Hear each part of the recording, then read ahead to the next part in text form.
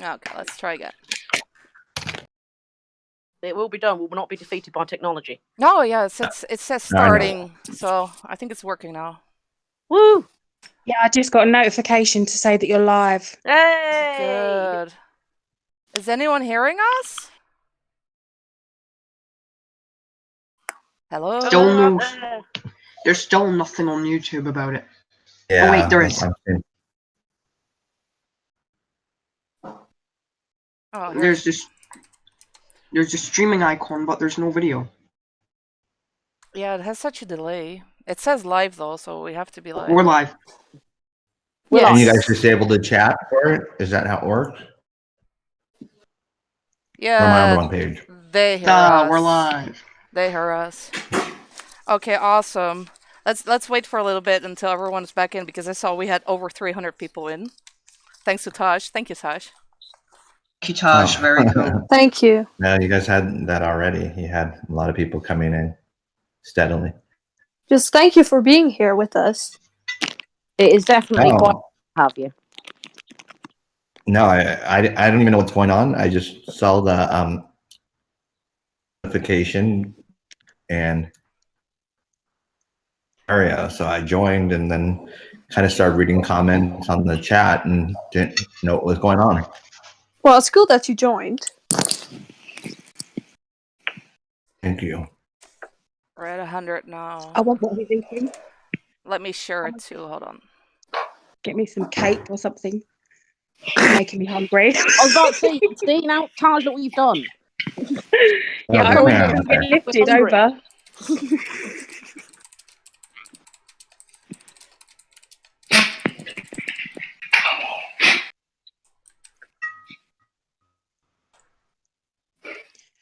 I'm trying to silently eat everyone, so I apologize. That's quite all right. Susa's going to have to say who everyone is, because I only know Susa and obviously Taj, but not personally. I don't know who anyone else is who's talking. Luna. Is someone Luna? Oh, okay. Hi, Luna. Hello. I know of you, but I don't know you.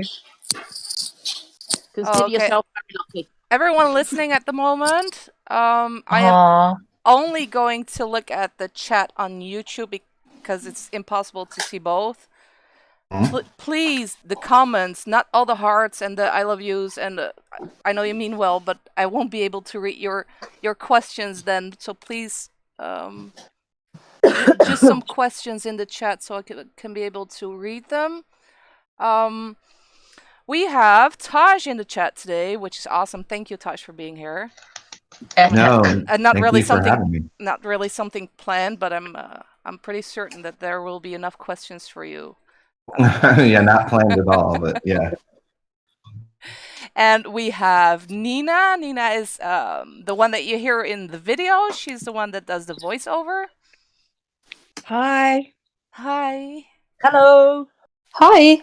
Luna is here again. Luna was here last week. We have Stephanie online too, but oh yeah, there she is. No, here I am. We have Gea and Moonwalking Applehead. They're both from the Netherlands, and they can probably tell us more about the statue and the protest that was at the McDonald's today in the Netherlands. And we have RTH, but I don't think RTH is going to talk in this chat. And we have Ultra Meme Men, who is going to spam us with some memes later on, I guess. This is what we like. Yeah. Prepare to witness a great amount of memes like you've never seen before. Fabulous. Right. And first of all, I wanted to thank you all because we reached 10,000 subscribers in like a little over a month, which is absolutely awesome. Yeah. Well, awesome. Yeah. And we had 1 million views in March alone, so that is really a good sign. Fantastic. And I really like your channel, by the way. Thank that's you. why I had already subscribed to it, and that's why I kind of got the notification about this live stream, was because I had my notifications on for this channel.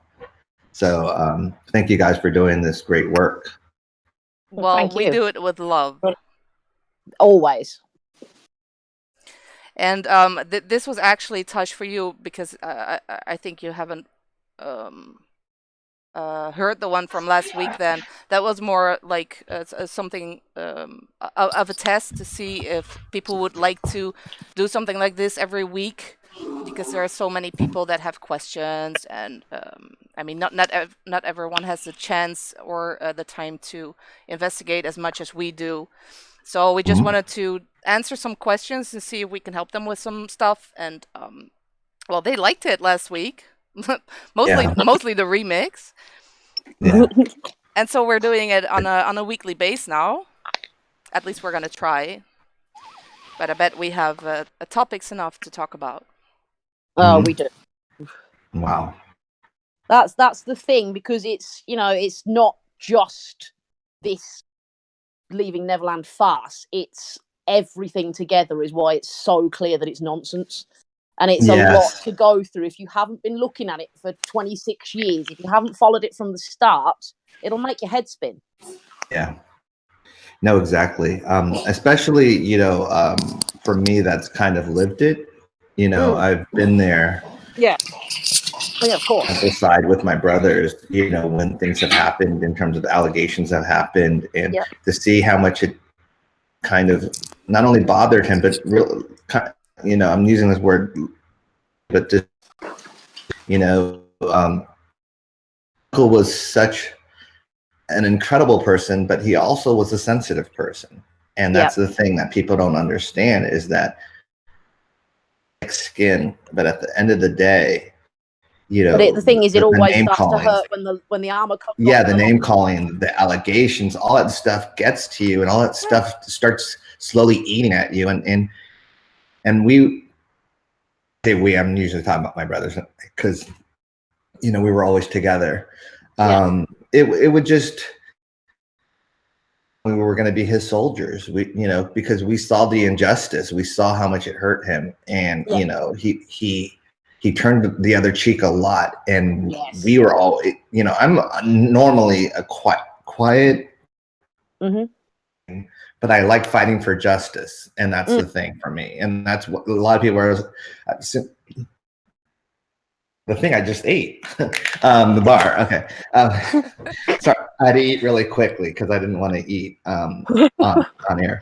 So, but a lot of people see. Okay, hold on, you guys talk.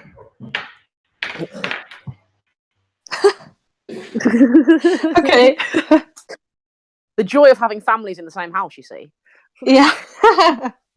But no, it's actually something that occurred to me the other day, because I was listening to Brad, and he was saying obviously he was there before, and then obviously when the proverbial hit the fan, he was still working with him, and it just occurred to me that being so sensitive I didn't pass Michael out, was. Yeah, oh, you're still there? We were getting worried. I had a bar, like a kind bar, it's called, and I ate it a little too fast, trying to eat before I started talking. And we could have just started a little bit later. Yeah, no, that's fine. But so I would just say that was the thing with my uncle. He was very sensitive. He, you know, he knew why it was him. He knew he was trying to change the world. He was trying to make the world, and not to use his own word, but a better place. He also knew he was a target for that reason, because when you try and do something that positive, there's a lot of negative. Is that also how he got through it? No. I think he got through it, to be honest. A lot of it came from you guys, from the fans. You know, that's why you guys had such a special relationship with him, a special love for him, is because it was reciprocated. He had that same love for you guys. I really don't think they expected this pushback at all. They honestly thought the whipping boy was good for one more. They didn't expect this level of attack from his fans. But, you know, like he used to say, we're family, and that's how it feels. And you're doing this to my brother. Yeah. You know? And we're educated. That's the problem that they don't understand too. We're educated, and we're backed by facts and truth. And I think that was the thing that they didn't, you know, we're all experts at this. We all have PhDs in mycology. You know, it's like it's funny, but it's just, you've seen the injustice throughout the years, so it's like every one of us is like little soldiers that know, so much of what's going on. We have backstories, we have this and that, and not only the beauty of it, but I think that's what would make my uncle smile, is seeing everyone fighting, kind of giving back to what he gave in that way. And me included, I'm saying that as me included, because whenever I say fan, I'm including myself as well. I was one of his biggest fans in that way, and always consider myself lucky to be a relative of his. Yeah. Get to see both sides, the uncle and the phenomenon. So for me, it's just, I don't know. I think that's a problem for a lot of people, is they obviously don't know Michael. I was fortunate enough to meet him a couple of times, and he was a very gentle, kind, wonderful soul that you really can't describe unless you know him. Yeah, exactly. It's an impossibility to describe, and if you don't, it's very easy to believe he was just a bit of a weirdo because he wasn't like anybody else. But I think people need to stop thinking weird is bad anyway. There's no such thing as a normal genius. It's not how it works. Exactly. And I think everyone else. Overrated, in my opinion. No one remembers normal. That's the thing in general. In terms of all the people in the world. If you show me a normal person, I'll show you a liar, because there's no such thing. We're all strange in one way or another. If you dig deep enough, we're all strange. Oh, I certainly are. Obvious, and when you've got cameras in your face 24/7 from the age of 9, you're going to see every little weirdness amplified 1,000 times, because that's what they wanted you to see. Yes. I agree. One thing I never understood, though, can I, if sorry to interrupt you there, Taj, is no. For me, I mean, I never understood what it was people were trying to get us to understand what was weird about Michael, because, I mean, I guess Michael has a lot of fans that are survivors, which is, I don't want to get emotional. No. Which is what makes us believable. Not fight. I don't like the word fighters. I think defenders is more appropriate, because we're defending a good man with a good name and a good legacy. And I think what people don't understand, and what infuriates me, and I've kept a lot of my private stuff off because it's irrelevant here in what we're doing, but Michael has fans that have been through it, and the reason, and I'm talking from experience, the reason he was able to connect on such a huge scale with different ages, races, sexes, genders, is because he had this magic. He would, when you see him, you wouldn't think you were meeting a human. He was like, he was out of this world, and he had this ability, this magic to, you didn't have to say a word, but he could see the pain in your eyes, and he just could embrace that. And in a way, when it was like he took it out of you and took it on himself, if that makes sense.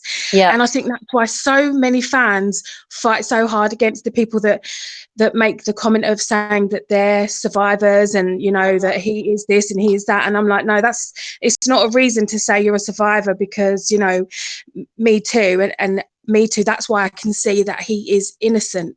I mean, I'm a mother of a child who adores Michael Jackson, and I mean, he discovered Michael in his own way only over the last couple of years. So I feel like I have to now defend that. I allow my son to be Michael when he wants to. He walks around with a Walker DVD, so it's I'm defending, and I find it absurd. Like, what was weird? What is it you want me to find that is weird? I mean, okay, so the skin color situation, and then I have to educate and explain what vitiligo is to people, and I shouldn't have to do that, but I do, because they don't know. I was like, why is that weird?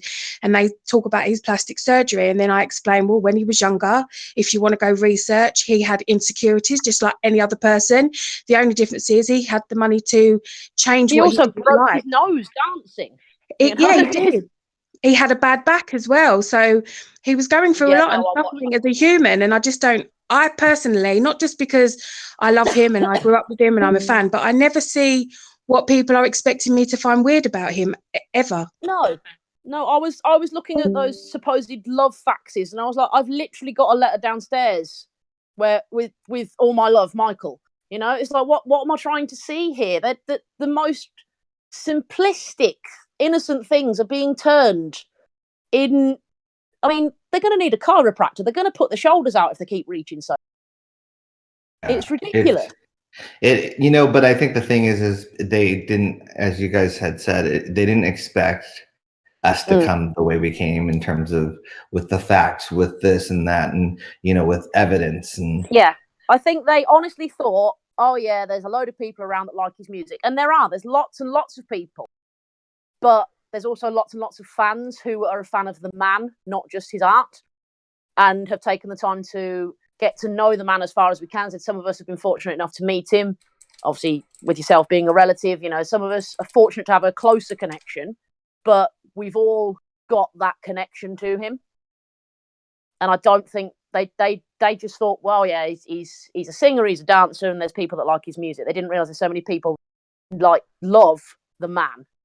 I think it's the strength of you guys that they underestimated in that way, because I know in I can speak for America in a way. There's a lot of hidden Michael Jackson fans, but they don't wear it on their on their shirts. Because they've been shamed to not wear it, and I think that's the difference between the rest of the world and America, is that they underestimated the strength of you guys in terms of the pride that you guys have of being Michael Jackson fans. When you live in America and everything's American centric, you think, oh, well, we'll just shame everyone into not being Michael Jackson fans anymore. Yep. We'll just, and I feel like that was part of the Oprah strategy. Let's make it so dirty for you to go against this that you won't even say anything. If it'll be taboo to say something against Leaving Neverland. Well, they underestimated you guys, and that was a thing. In that factor, they underestimated the strength of the MJ fans and the loyalty of them. And I think that's where they got in trouble. Yeah, definitely. They did not think we were going to be sitting there with, here's this court document from 1993 that proves that's wrong. And they did not expect us to go hunting for permits for when a train station was built. Hold on, just because I see that question from Matthias now a few times, and I think you, Tosh, already answered him. That's about that, I think that mutual friend you had with Chantal Robson, and you saw her with Christmas. He keeps asking what the deal with it. Why are you celebrating Christmas with Chantal? But I think you have to. I wasn't. No, exactly. It was with a mutual friend, and the friend I've known her for literally 20-something years, and it was a tradition. We've always gone to Christmas, and she's been in a situation where she is trying to support both sides, but it's for me. To be honest, I think Chantal was leaving because she knew I was coming. Came a little earlier than I was supposed to. Maybe that was a scenario. But in that case, it's a weird situation because the year before I had seen Chantal as well. I didn't have. I think there was a different vibe this time around in terms of. And I'm very good at reading people. That's one thing I've had to learn to do growing up. Is okay. Do people want to be friends with me for this, or are people becoming truthful, or all these things? I have to have that read, and I have to trust my gut. And I can tell you, when I saw Chantal when she was leaving, she was exiting the gate, and it was me, my wife, and Taylor, and we were getting Taylor ready to come outside and stuff like that. And it's like when I said hi to her, because I've always been cordial no matter what, and I didn't know this was going to happen, this Leaving Neverland. No one knew. I can tell you there was no response back, and her head was down. She had shame. That says it all. And that said it all to me. But I didn't. At the time, I thought it was weird. I'm like, okay, she's always been cordial to me. At least say hi and then leave. I was like, and then Leaving Neverland, the announcement hit, and that answered everything for me. I said, oh, I get it all now. Like I went back in time, and I'm like, okay, now I get it. Now I know. Yeah, now that makes sense. Did you ever speak with one of the Robsons after the allegations that Wade made in 2013, any of the Robsons, either the mom No. or the... Not at all. No, and that's what was weird, because it went from, like, before that we were always talking at those parties and stuff like that too, and there's a lot of people at these parties. There's like over 30 people, so it's not like it's, you can find a way to not be that you can in go that vicinity. So you can go outside when they're inside, or vice versa, and that was usually the case with this. No, I have not, because I'm normally not a confrontational person. I'm not, especially, I have respect for my friends as well, and I didn't want to do that to her, be like, make a scene at someone's party. Yeah. Right. And so that is the scenario of that. But yeah, to answer that question, I hope I answered it complete. Yeah, you have. Can I ask a quick question? Yeah. Just a quick thing in between. Sorry again, but I'm looking at the chat and I see Victor donated $8 Canadian. I think that's around $7.5 US, and someone is asking, is that going to Tosh? Yeah, sure. I mean, if you donate in this chat, I'll send it all to Tosh. No, you don't. I think what you guys are doing as well is equally important, because the thing is that. Yeah, but I think it's important that your documentary is going to be made. Yeah, it will be made, and that's what I text that as well. It's just a matter of speed in terms of it, because obviously, we're at a time crunch right now where, and I think that the more funds you have, the more you can allocate resources to, the more, and that's the only thing that's the difference behind it. Usually a lot of documentaries take a long time to make. I don't want this to be the case with this one, so that was where the money comes in terms of traveling, in terms of, I want to go to these different countries, to Australia, to Ireland, to Germany, to meet, to talk to these families who I know of, that not only my uncle trusted, but my uncle interacted with, and their stories and stuff like that. And so that's where the funds, happen. And because I don't want to do it through Skype. Right. It's not the same feeling, and it's not the same production value. So yeah, but at the same time, I've been very consistent with this. What you guys are doing and what everyone else is doing, like Jen and other people, in America, it's like, you guys are putting up a front and you're attacking this part of it. This is, I've always said, and I've always believed this, that by the time the documentary comes out, my documentary comes out, the Wade and James thing will be over. Yeah. It'll be found out. And I didn't know it was going to be found at the speed that it was found out with, but I knew that so I didn't want to focus on that, because I wanted to focus on all the past lies and allegations, because I think that's the stuff that people still feed. That's, the Victor stuff and all that. That's the stuff that we still have to deal with as fans. We have to deal with all these lies. So it's like, uncovering that and sorry, carry on. Wiping that out. Yeah, wiping that out of existence is kind of what I feel is the greatest justice, in that way. And it's the things that, words or whatever, it's always the thing that people, when they attack, that's what they attack with. And then once you say something, then they leave the conversation. They don't want to, respond to it. But that's the lies that I think really need to go head first, because those are the lies that the media was able to, for decades, without being fact checked, without being questioned. And so now's the time to do that. Yeah, I think you're right. When it comes to the media, I think they'd had so many years of nobody challenging. I mean, you had to write them a letter and hope they printed it. Whereas now they put out an article and there's thousands of people that can read it and go, well, that's BS, because they don't have the protection anymore. They are reachable. I've been blocked by so many blue ticks on Twitter, and I've not been rude to a single one, right? Not one have I been rude to, and I've still got blocked simply for sharing facts. And I think, you're not used to this. They're not used to being challenged at all. It's almost like a little narcissistic mindset of, I'm right and I'm not listening to anything else. I think they want him to be false. What they're claiming he is. I think they really, I think there's something in certain people's souls that they just want that to be the case. And I mean, that in itself is disgusting. You're wishing, I mean, trust me, there's enough of us around. We don't need more victims in the world. No, exactly. I know. You know, and they're wishing for children to have been harmed, and I can't understand that mindset that you want so badly for Michael to have been this freak that you will wish for children to have been harmed just to prove a point. It's disgusting. Exactly.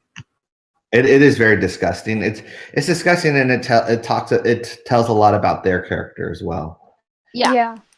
And I want to be very clear too. You know, there's people that have started one way and saw the documentary, and then then kind of did their own research, or they started opening up their ears and eyes, and I appreciate those people. I'm not saying that you can't do that. You know, that's the thing that a lot of people, it's not like it has to be this and you have to get it right at day one and understand. No, because that's the power of the media. The media influences you. The media corrupts you. Yeah.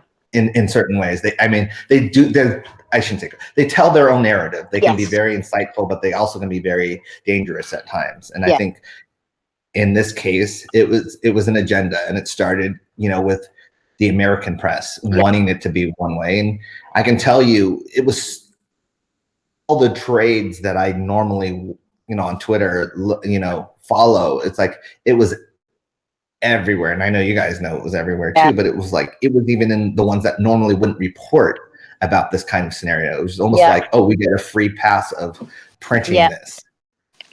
You know what feeling I got with the documentary? Because I thought it was disgusting to look at.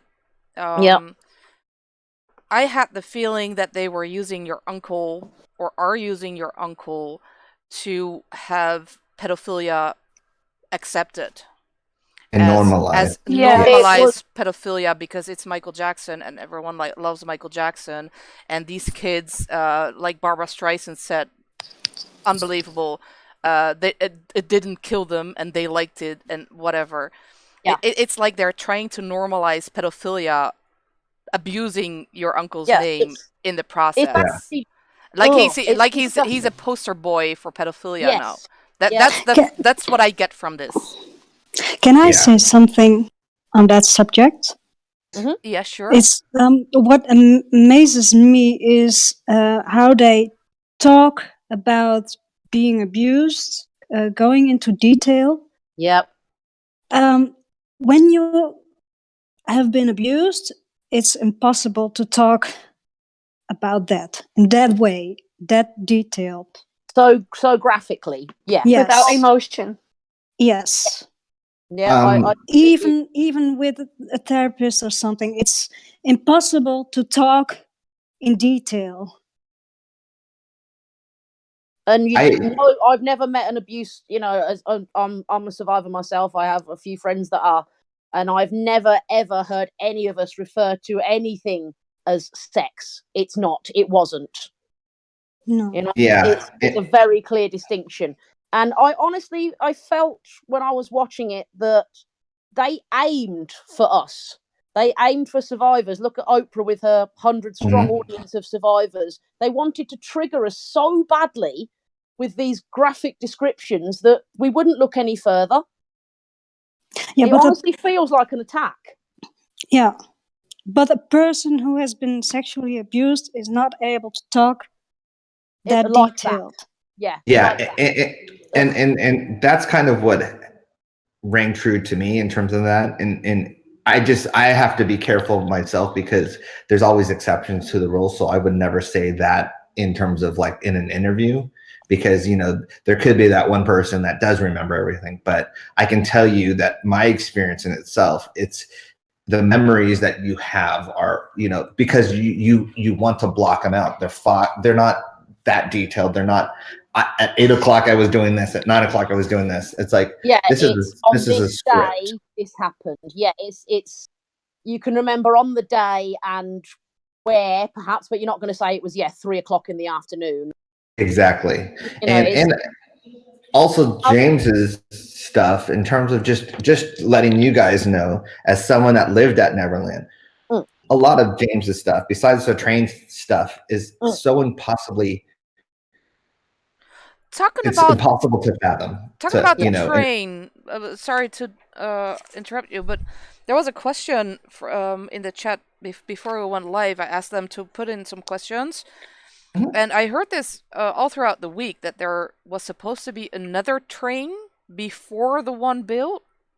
You must know if that's true or not. First of all, there was only one train station. I can tell you that, right, without a shadow of a doubt. If you said train station, there's not a smaller train station. There's not this was the first train station. There's one train station, and there's always only been one train station. If someone said, "Meet me at the train station," you know exactly where that was. Yeah.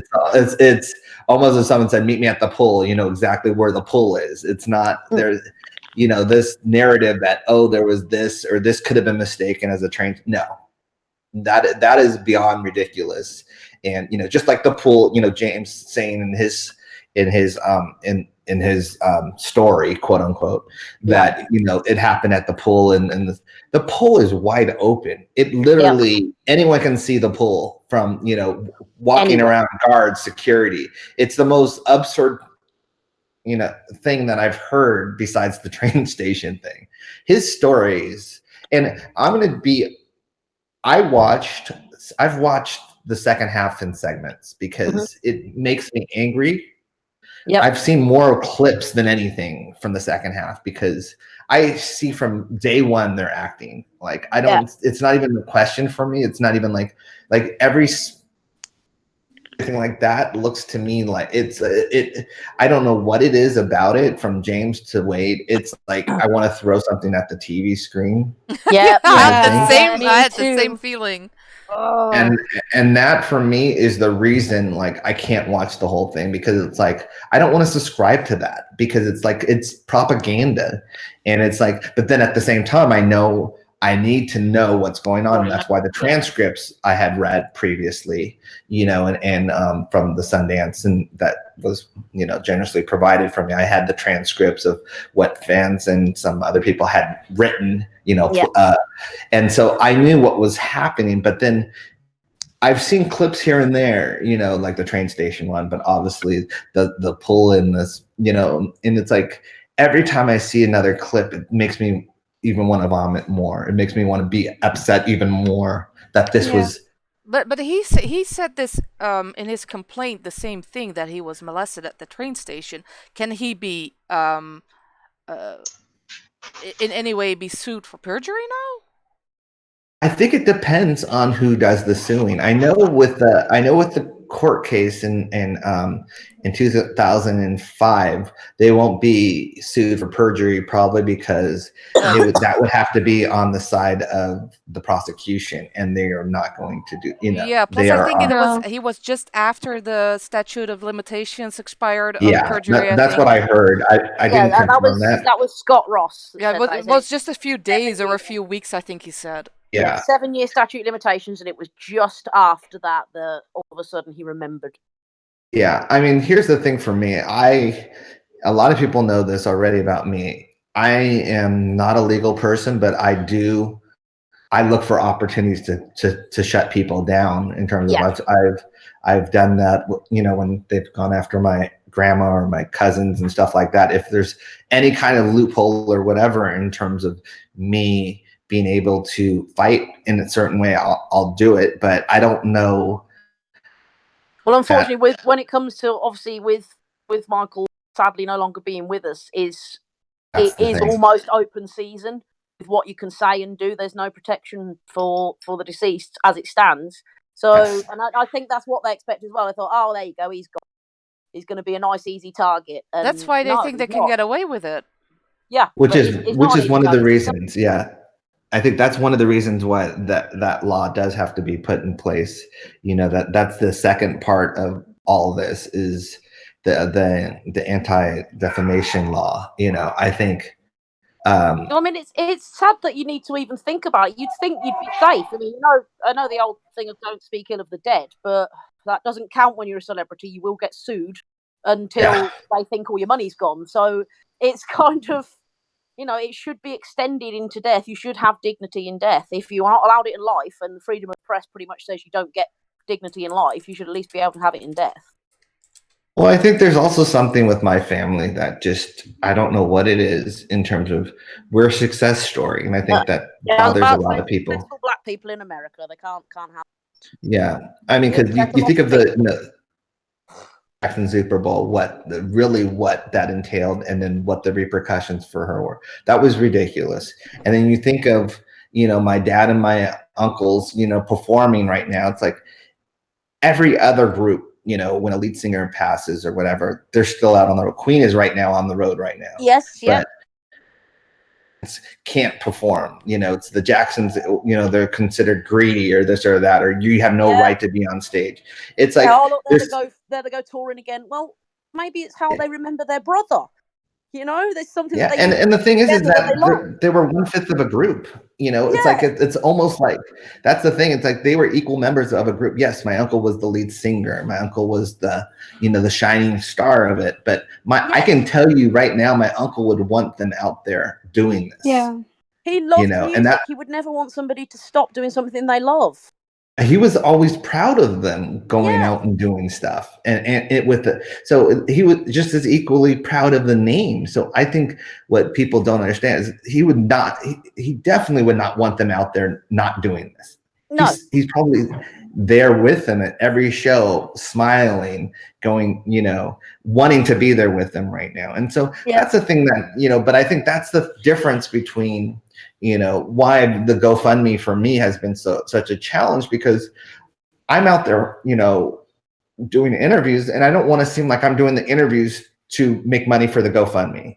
Like that's how the media will spin it. They'll spin it as, and I saw that in one of the, the articles recently. They, it's like I asked them specifically not to put my GoFundMe in, because it's like, but it's like a catch-22. That's why it's not doing as well. I mean, it's doing because of the lack of the publicity, but you get the publicity. Because lack of publicity, because you're supposed to publicize it. I should be using my platform to publicize it. But at the end of the day, I also know that that will be the narrative. Oh, he just did this because he wanted his documentary out. He's not. Well, I mean, they're accusing you and the estate of paying for all sorts. So I'm waiting for my check after 26 years, because apparently I'm a paid troll. Yes.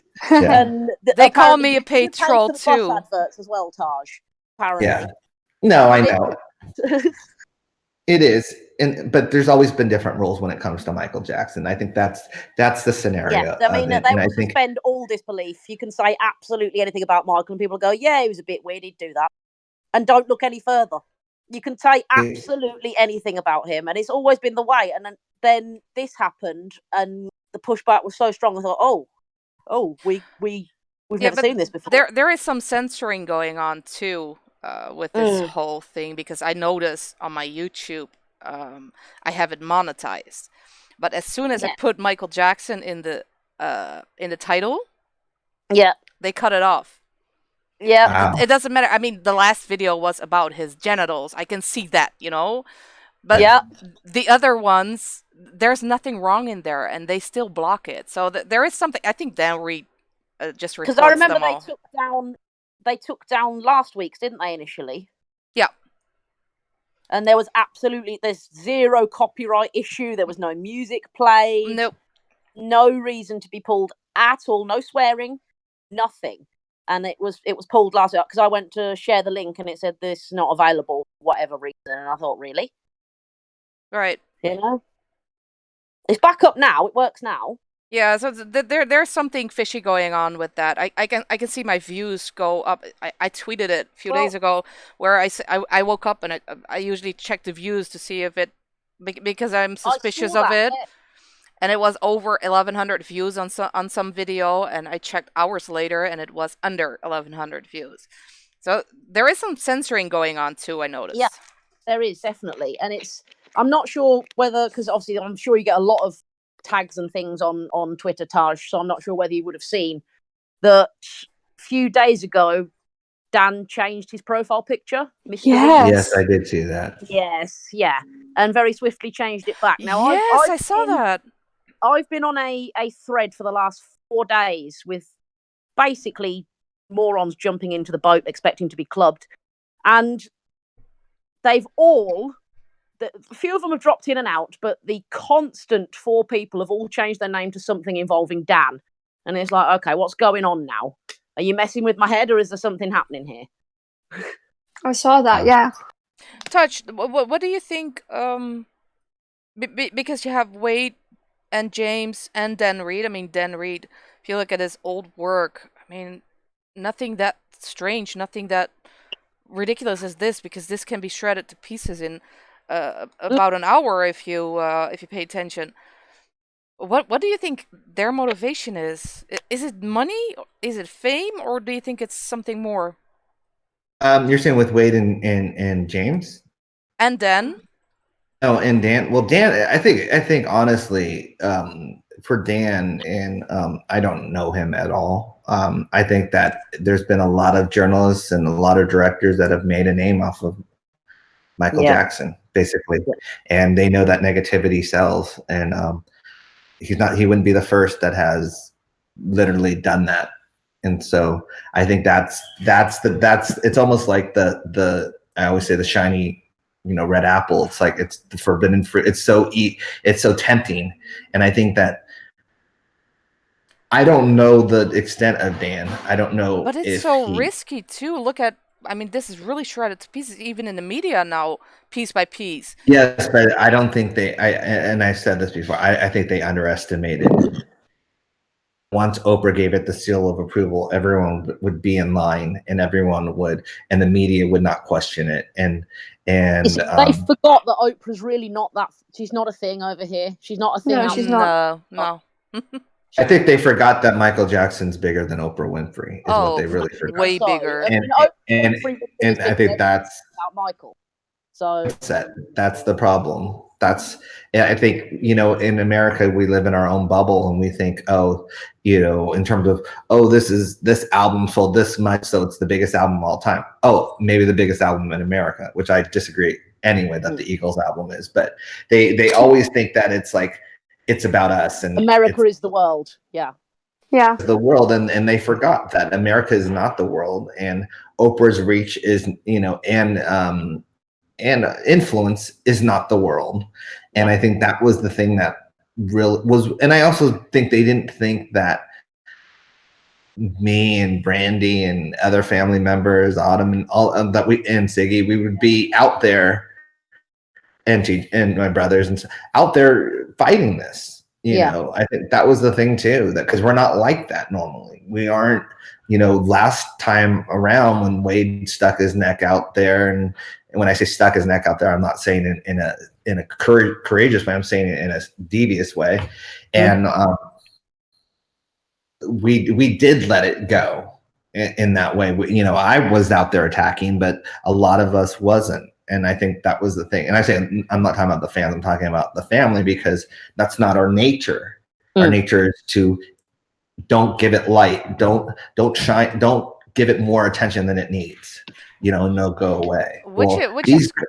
Yeah, go ahead. Usually a smart strategy, but it's not the strategy that works in social media anymore. In social media, if you're silent, you're guilty. That's the bottom line. I don't know, but by which standards are you guilty? Because because I see you guys being attacked too for not speaking up enough, and I don't think that's fair either. I mean, there is some guilt. It should be at the fans there too, because they are attacking. We talked about that last week. His kids, and I mean, they weren't even alive when all this stuff went on. So it's good that they let you guys talk about it. Being part of this, this is dirty. This is this is their dad, and it's like. Me and Brandy, we lived this. We were put in a situation and position, and I always tell Brandy this, and she tells me this too, that we were very fortunate to be so close to our uncle, to the point where we're able to do this. But I think that's the difference. It's like the people that don't know Wade or don't know James as well, it's like, what are they going to say? And that's the thing. They're going to say, which is what happened with my uncles. It's like, we know our brother, and we know he would never do this. That's the extent of it. But Michael Jackie knew Wade, but my dad had no clue who Wade or James was. So it's like, they can only contribute so much in that way. I think people wanted it more for the news story. And I can tell you, as soon as Michael Jackson's kids spoke on it, it would have if you think the ratings were bad, they would have been a lot better because everyone would have been interested in seeing it. And I think they did a blessing in disguise. But I can tell you right now, they all knew about it and they all were thankful that, you know, that we were fighting in that way. And they didn't have their head in the sand, whatever. It's just, they have to live with this, you know, they have to live with it. They are, they're as you said, I think that's a very good way of describing it. This is dirty. This is a really filthy war, basically, and it is a war. It's been going on for decades, and they're too young to have to try and deal with this any more than they have to try and deal with it.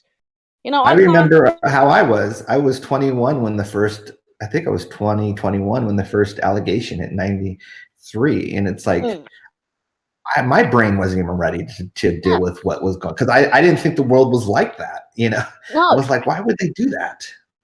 You know, they've lived with it in much closer proximity than absolutely anyone else on earth. You know, as he was going through the trial and everything, and it's that was hard enough. I'd be amazed if they've recovered from that, let alone trying to. And the people are vicious. They are evil on Twitter. They will have no qualms about attacking you in the most vicious of ways.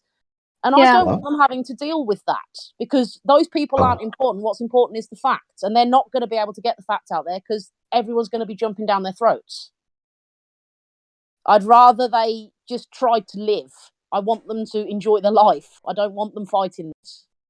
Well, which is what my uncle would have wanted, and I think that's the thing. And I always go back to what he would have wanted. And no one knows completely, but I can tell you, it's almost like if you spend so much time with someone, you really do kind of know you start to go, what they would want. At least you know what they would and wouldn't want. And I think that's kind of been the thing with me in terms of this. I've always listened and I've always wanted to do the right thing in terms of for my uncle. And I can tell you my vibe and my feeling is that he would want me this and fight this. And I have been, and he's been right beside me. I feel it in that way, because I can tell you, I don't have the strength to do this like I am doing it, but he's given me that strength, and he's given me from interview to interview, into the lion's den I go, and and I feel him right by my side telling me it'll be okay. You know, we have to do this. They have to know the truth. And I feel that presence. And if I didn't, I probably would be a lot more nervous and scared, you know, especially going into that. But I've always felt him around me, whether it's, you know, obviously music or this or that, you know, certain music coming on, or even bumping into certain people at, you know, Nando's in London, you know, randomly, you know, like it's certain things are guiding me certain places, you know, and it's just the way it is. I think he really, and he wants his name cleared, and because he deserves it cleared, and it's been like it is long enough. Yeah, definitely. It is a case of, you know, when are they going to stop? You know, I honestly thought this 2005 was it. That was it. It was done. And then obviously with his passing as well, I was like, well, that's it, no more. I didn't know anyone could stoop so low. I did, unfortunately. To do this. I sensed that too. I sensed this was because it was his 10-year anniversary. Yes. I knew something was going to come out. I just didn't know it was going to be at this magnitude, and I know it was going to be such an attack. Well, it's so easy. Like, blindside. It's so easy to do this to a dead guy that can defend himself. Yeah, easiest target that I thought. If you have right, and if you have to distract some people from other documentaries coming out about people who really touched other people inappropriately, because we all know that that's what they that's at least one of the reasons they released that at Sundance. Smoke and mirrors, yeah. It's smoke and mirrors, and I think that was the thing. Exactly. Yeah. So it's easy to do because they can't be sued now, which is ridiculous, I think. Yeah, it is. So it's not a surprise to me at all. I mean, they've been doing this for at least 25 years now, and they'll probably keep doing it every time they need. He's just a scapegoat. They, you know, I fart here and I blame you. That's what they do. Yeah. Well, I think also because he he was so mysterious to people that it's almost like it's almost a blank canvas where they can fill in what they want to fill in with him. Yeah. And I think that's why you see the people that were closest to him, that knew him best, so adamant defending him, because they're like, no, that was not him. Sorry, wrong person. And, it's always the strangers and the ones that want something monetarily that are the ones saying, no, that's him. Trust me, that's him. I saw a movie and I know that's him. You guys are all in denial. And it's like, no, I'm sorry. I spent, I've not calculated the hours, but I can tell you it's tens of thousands of hours with my uncle, and it's like, I was there from a baby all the way up to pretty much, the December before he passed. And, always being in his life in some way and being close to him. And I'm very honored and privileged in that way. But I can also tell you that someone at that point, just like someone knows their brother or their sister. It's like, it's not what they're capable and what they're not capable of. Yeah, of course. And I can tell you that I know 100% my uncle will never be capable of that. And that's the only reason why I'm fighting this, is because, you have to know with 100% certainty for me. Yes. Yeah. Because that gives me the confidence to be like, no, you are wrong, because that's not my nature. My nature is always to see both sides of stuff. But when something's right, you have to fight for it. Well, you have to, but you have to know. You knew your uncle personally. I obviously didn't, so I investigated every little thing. You went with facts. Yes, exactly. I had to know the facts because I don't want to defend a pedophile. I didn't know your uncle. I had to see it for myself, But you could see so quickly. It's literally a 10-minute investigation, and you'll know the basis. I mean, I went a little bit more apeshit than that, but but 10 minutes is enough. Yeah, 10 minutes and you have doubt. 10 minutes and you will have enough doubt to acquit in a court of law. Any longer than that, and you know that it is absolute bullshiggity. There is no doubt at that point. A 10-minute search everyone any further. Yes? Hello? I was scrolling through a lot of the news articles on Michael Jackson, despite the whole train station thing basically proving it was all lies. It's telling the truth. That's bullshit.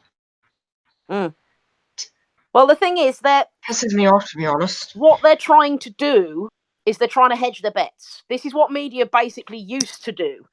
Rather than taking one side or the other, is they take both. So what they're trying to do is they put up positive articles because they know that MJ fans are going to click on them. Even though I tell them not to click tabloids, they will go and click on them, right?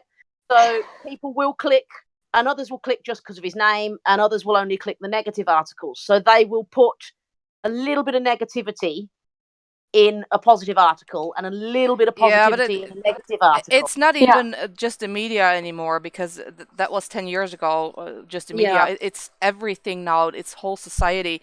That's also how that Michael Jackson statue here at the McDonald's was removed this week. Yeah. I know you've been here a lot, Tosh. Have you ever seen it? Yeah, we just heard they put it back. Yeah. Sorry, what did you say, Tosh? No, they didn't put it back. No. No, they didn't. What? What did you say first? Sorry, Tosh. Oh, no. I was saying that, we visited it often at best. And it was a symbol for me in terms of that, because I knew what that meant to my uncle, and that we would read all the messages that were on there, right, at the base of the statue. And I think it was the last one, too, of the history statues. Yeah, I think it was.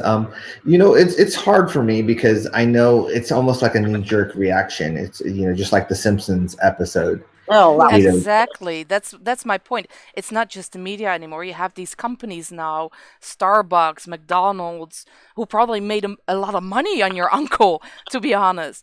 Oh, they have. Yeah, Starbucks was the only place I ever went because they were one of the few places that played him. And not even if is it a lie in the documentary, it's also already debunked. Yeah. Yeah. And that's why I can't understand what's going on with the recent upsurge in the blue tick brigade on Twitter. They'd all gone quiet, and all of a sudden there's this little flurry again, and it's like, well, where have you been? You're about 3 news cycles behind. Yeah, they are, and it's so interesting. But there is always latecomers to the game, and but at the same time, I do think this is like a strategy. Originally, a lot of the blue ticks were either journalists or they were people that were, there was a connection to certain people. Connection. A lot of the celebrities were connected to HBO in a certain way, whether they had a show on it or they were executive producers of a show or they were comedian on the shows. So I think HBO probably reached out to some of them and said, "Hey, can you tweet about this?" Or and it's almost like a script. You don't even have to read them anymore. You see a blue tick, and if it starts with "just watched all 4 hours," you're like, "Oh, here we go." You don't have to go any further into the tweet than that. You know what they're going to say, and it's like, can you at least try and pretend you're thinking it and not being told what to say? Yeah. We're getting we're getting the request in the chat here. I do it again to interrupt Tosh a little less. So. Oh, I thought I was talking too much. So. No, apparently we are. No, I think for me, it's the crazy thing with all this in general is, and I think, obviously when the Sundance thing hit, it was like a bomb hitting. It was coming, and you couldn't prepare for it. You didn't know anything about it. Knew nothing about it. None of us knew anything about it. When I say none of us, I mean the family, the friends. No one knew anything about it. We, originally Sundance, I remember going on their website, they said 2 boys, 2 boys that are now men. They didn't even say the names, so then we had to do research and say, okay, this is James and Wade. Like, we needed that confirmation. Then they finally came out and said it was Wade and James. So it's like we were finding out things just like everyone else was finding out things. And, as I said, I requested to see it at least before it aired because I wanted to know what we were going to have to fight in a way, especially knowing that they hadn't contacted anyone on behalf at all. I knew this was going to be one-sided, but at the same time, I knew it was the perfect timing for them to do something like this with the Me Too movement and the Time's Up movement. They were, it was almost like, okay, this is our time to go, and they utilized that. They utilized that completely, and they utilized the vulnerability and the hunger to take him down, I guess, would be and make him the poster child. Yeah, it's a double thing, I think. It's both to tarnish his name and to make him a poster child for this whole acceptance of pedophilia. At least that's how I see it. Yeah. And so I think that's the thing with all this is just like that, looking back at my, thing, I'm that was like, I didn't know what to expect. Then to do the interviews, and I'm still learning. Sorry, that's Taylor in the background. I'm still learning to do these kind of things in terms of I'm still learning how to speak on behalf of my uncle, because that's not natural to me either.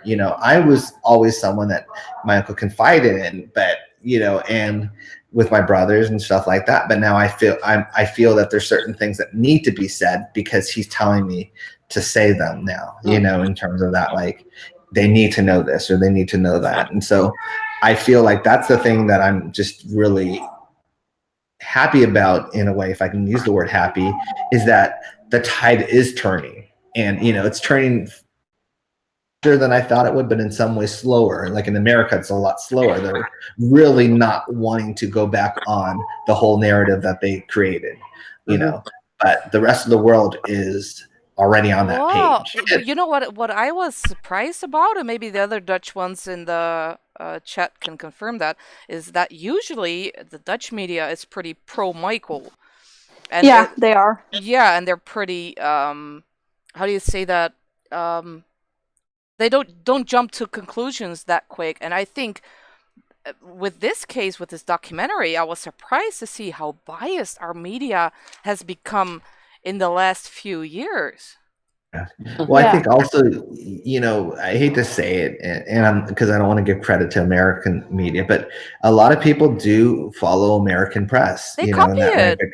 Yeah, and I think that's the thing. If because America validated it in their own way, by Oprah, that was enough for a lot of people to feel comfortable buying Leaving Neverland for their country, even though they were told it was lies, and also promoting it. Big channels promoted it. Right. This is big channels channels that we as 3T were on and promoted, previously. It's like there was no respect factor in that way. I'm like, hey, do you want to talk beforehand, or do you want? I mean, certain countries did do that, but it was other countries. It was almost like, well, Michael's not here, so we're going to do what we want to do. Yeah, I think that's in, kind of the in difference. America. Sorry, in America, John Ziegler has been absolutely amazing for the fight over there. I think he's done amazing things, and the fact that he doesn't really care for Michael or is a fan in any way, and he's speaking so eloquently and just really pushing the fight really well over there for Americans. And he's got a blue tick also, and because he's not pro Michael, I think he's doing amazing. And his talk with you and Brandy has been shared and listened to a hell of a lot. So you guys are doing Thank good. you. Yeah, he's been amazing, and he's still on it. And that's the thing, every once in a while he'll text me or call me, like, asking this or that. He wants to get to the truth, and he already knows he has the truth, but he wants to get even deeper with it. He has that journalistic integrity. I think that's the word that I was very shocked in America, in terms of the integrity part was missing in a lot of these journalists, in terms of they just kind of fell in line, and it's like they repeated the lie. And I remember the last time a lie was repeated, in America, it was the weapons of mass destruction lie, and everyone repeated it. It was like no one questioned it, and it's like it's dangerous. It's dangerous because it changes a narrative. Yeah. Tosh, that Michael Hagen, you know who that is, right? I do know who he is through you guys. I don't know who he is. I mean, I've seen pictures and video of him. I don't know who he is in terms of I've never met him. Well, I try not to give too much attention to the guy because he's a absolute idiot. You do have to, seriously, in terms of like, a threat in a way, and I say a threat in a way of his lies, but at the same time, it's like from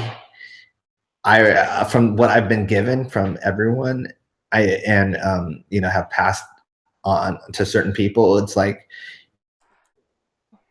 it's almost like if the media wants to feed it, that's what they're going to use him. But also it's also going to be a double-edged sword in a way, because it also proves the point of us that anyone can be making up these things. Right. Well, you should have been sent something from Hagen by someone. I was sent a couple from a bunch of people in that way, and we'll talk more about that off. But I think the thing for me is they're looking for others. I can tell you right now, it's going to be more scarce and more scarce. Like, I met Michael once. I met Michael, Michael brushed my elbow. It's going to be those people, because the people that they are looking for are so pro Michael and so pro not only Michael, but the experience they had with him are nothing but great memories. From the people that I know that names have come up. And I can tell you it's going to backfire if they try and utilize those kind of people. Yeah. I mean, that's something that I have noticed. Every single time they find somebody, a witness or whatever you want to call themselves, why is it always somebody absolutely terrible? They've not got a single person that's a decent person. They're all liars. They've all been sued. They all owe him money. There's not a single person that's a straight up stand-up person. I think it's authenticity, and I think that's the problem, that you can't be authentic to do these kind of things, to make these kind of lies. You have to be in some way missing something in your soul to do these kind of things, and I think that's, and Brandy does. She told me a lot of these things too, but I said, Brandy, we just have to be authentic. We have to tell the truth, and if we don't know something, say we don't know it. And I think if you A and B Brandy and I's conversations or interviews with what they've done, it's night and day. I've been when I went into the Lion's Den in the UK, I said I want people that no questions is off limits, because I didn't want someone to say, oh, he refused to answer that question. Limits, and I just told my experience with my uncle and why I believed and always will believe that he was innocent, and that's what I counted on. I counted on people to believe me because I'm telling the truth, and that was it. That's the only thing that I felt that we had on our side was truth. And now facts have started, to be the biggest ammo, but at that time it was just the truth. It was experience, and it was not. And I think I never underestimated the fact that media does want to know more about Michael Jackson. And I think that's the thing. So it's like telling stories and stuff like that. It's something that they can't help themselves to as well. And so I think the media just wants to sell papers and sell clicks and sell stories, and they'll be on whatever side they can generate the most money. Yeah. I think eventually it's a good thing that the whole documentary actually came out, because I saw all those fans trying to boycott it, and I was saying, no, don't boycott it. I want to see it, because as soon as I've seen it, I will be able to debunk it. And if you're gonna silence it and no one's ever gonna see it, there will always be this question: what was in it? What was the evidence? And it will make the story even bigger. Once it was made, it had to be shown. It had to be shown. And I knew it would be shown. I never.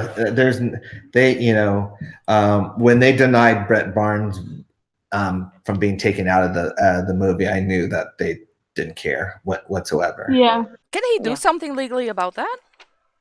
I think he is. I'm not allowed to say, to what extent, but I know Brett. Brett's an incredible person, and his experience with my uncle has been something that I think the difference is appreciation. Brett and his family appreciated it's once in a lifetime experience they had with Michael Jackson. For that, because it's the same experience I had. It's a once in a lifetime thing in terms of, like, you feel lucky that you were able to be that close to him in a way, because he was magic. And it's like, then there's those that they feel like they are owed something, almost like, and I think that's the Wade and James people. They feel entitled. Yeah, they feel entitled because they knew him, so apparently that automatically means that you are entitled to stuff. Yeah, I don't understand that, but I can see that. He promised me that I'd be this great director. He promised me that I'd be famous, and I'm not famous. So, and I think that's the danger of it, is that these people are more. It seems like they're more upset that he let them down in terms of their fame than they are about being abused. Right. And I think that's the thing that is crazy about it. They get more angry about him abandoning them than they do about them abusing them. And it's like, that's a big red flag to anyone paying attention with an open mind. If somebody's more angry about being left than they are about being molested, there's an issue there. There's an issue there, and I think that's the thing. And I think also it's more, if anything, they have abandonment issues, and I think that was the thing in that, and that's how I looked at it in terms of it, because my uncle was like that. My uncle was magic, and it's like when he was in the room, you felt an energy and electricity to him, and as soon as he left, it disappeared, and so I understand that part of it, but the betrayal and everything else is ridiculous, and I think they just feel, he's no longer here, so we're going to get it some other way. Yeah, it's like, as you say, they feel owed, and it's like, well, you promised me this, I didn't get it. Well, they didn't put in the hard work. I think it was Wade that said for a minute when he was on stage he was Michael Jackson, and it's like, well, yeah, you feel like that's what you deserve, but you didn't put in the work for. You wanted it handed to you. I think Wade feels that possible.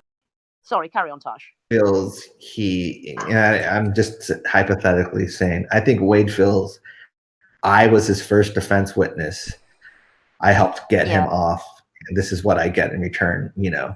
And I think and I think that was the thing with Wade, is Wade felt like I should, you know, I should have been allowed this, or they should have taken care of me for this or this and that. I think that's Wade's problem, is Wade, you know, and if my uncle was alive, he would have probably, you know, he was that nice of a person. He would have said, you know, taking care of Wade and his family, because that's what he did with everyone that he cared about. But I think the problem is now, you know, other people are like, no, I'm sorry, this is where it stops, and they do not like that. Yeah. I was reading through Wade's deposition from I think it was the 2013, I think it was the original one, and he was being challenged on a few things there, and you could even in text see how angry he was at being challenged. He's not used to being told no at all, and he does not like it. Yeah. Well, I think, you know,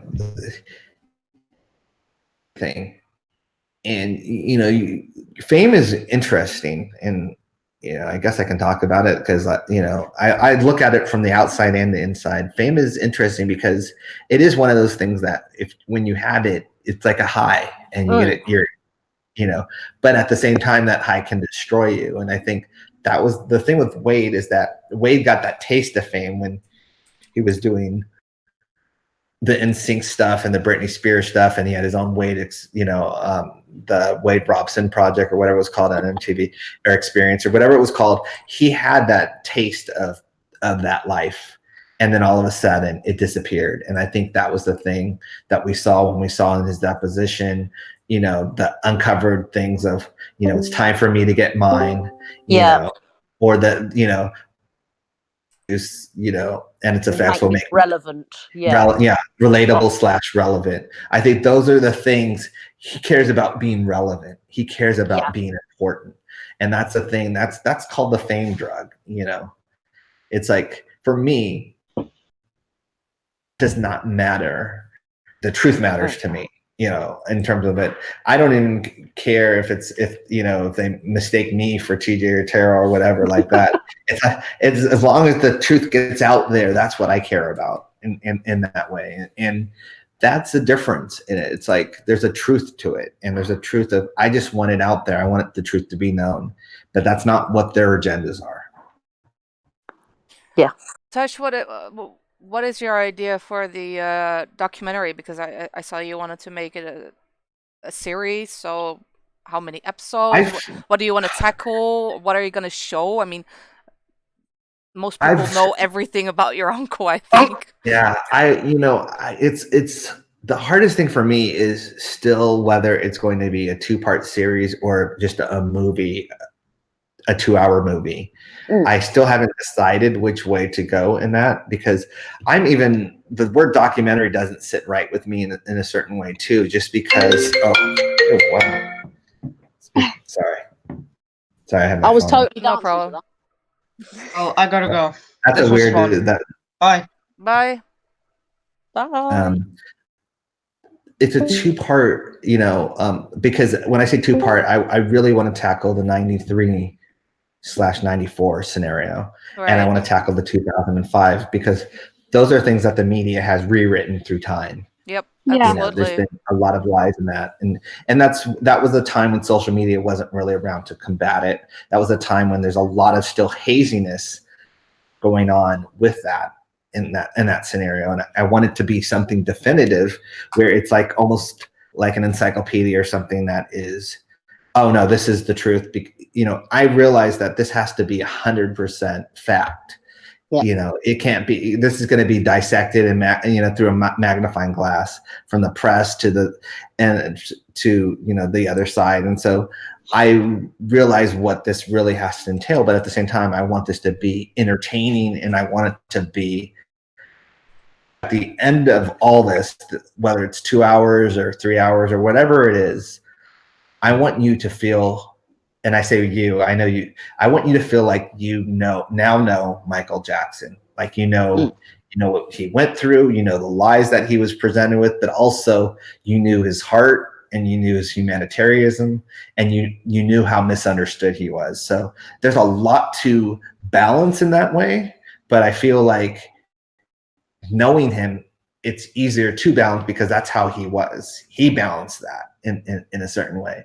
And so I feel that I don't want this to be a straight documentary in terms of like just talking heads and this and that, because then that would be it's watch it in a way.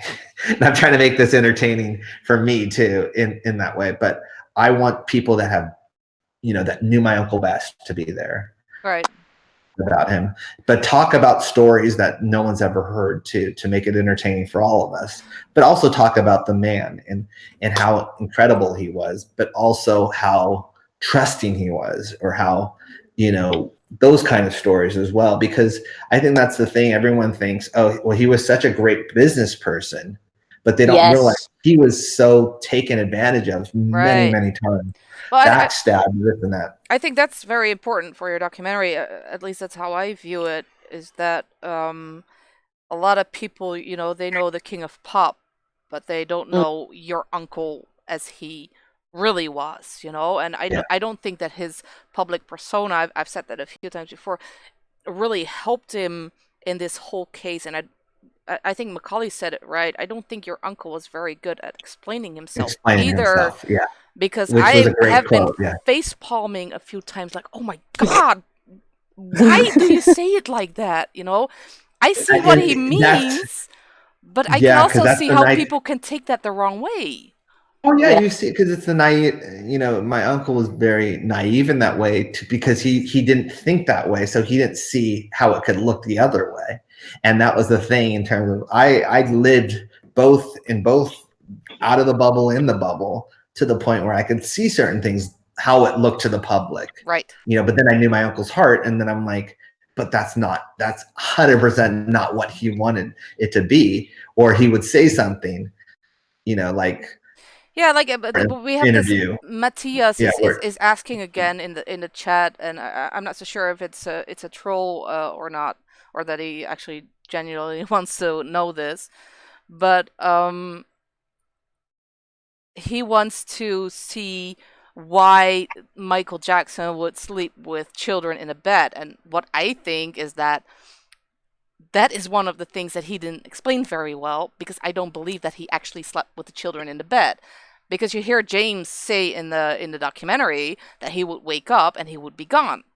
And he would be upset because he wasn't around, and he would cry and say, please stay with me. What I believe happened is that your uncle waited until they were asleep, put a blanket over them, and went to a different room and do something completely different.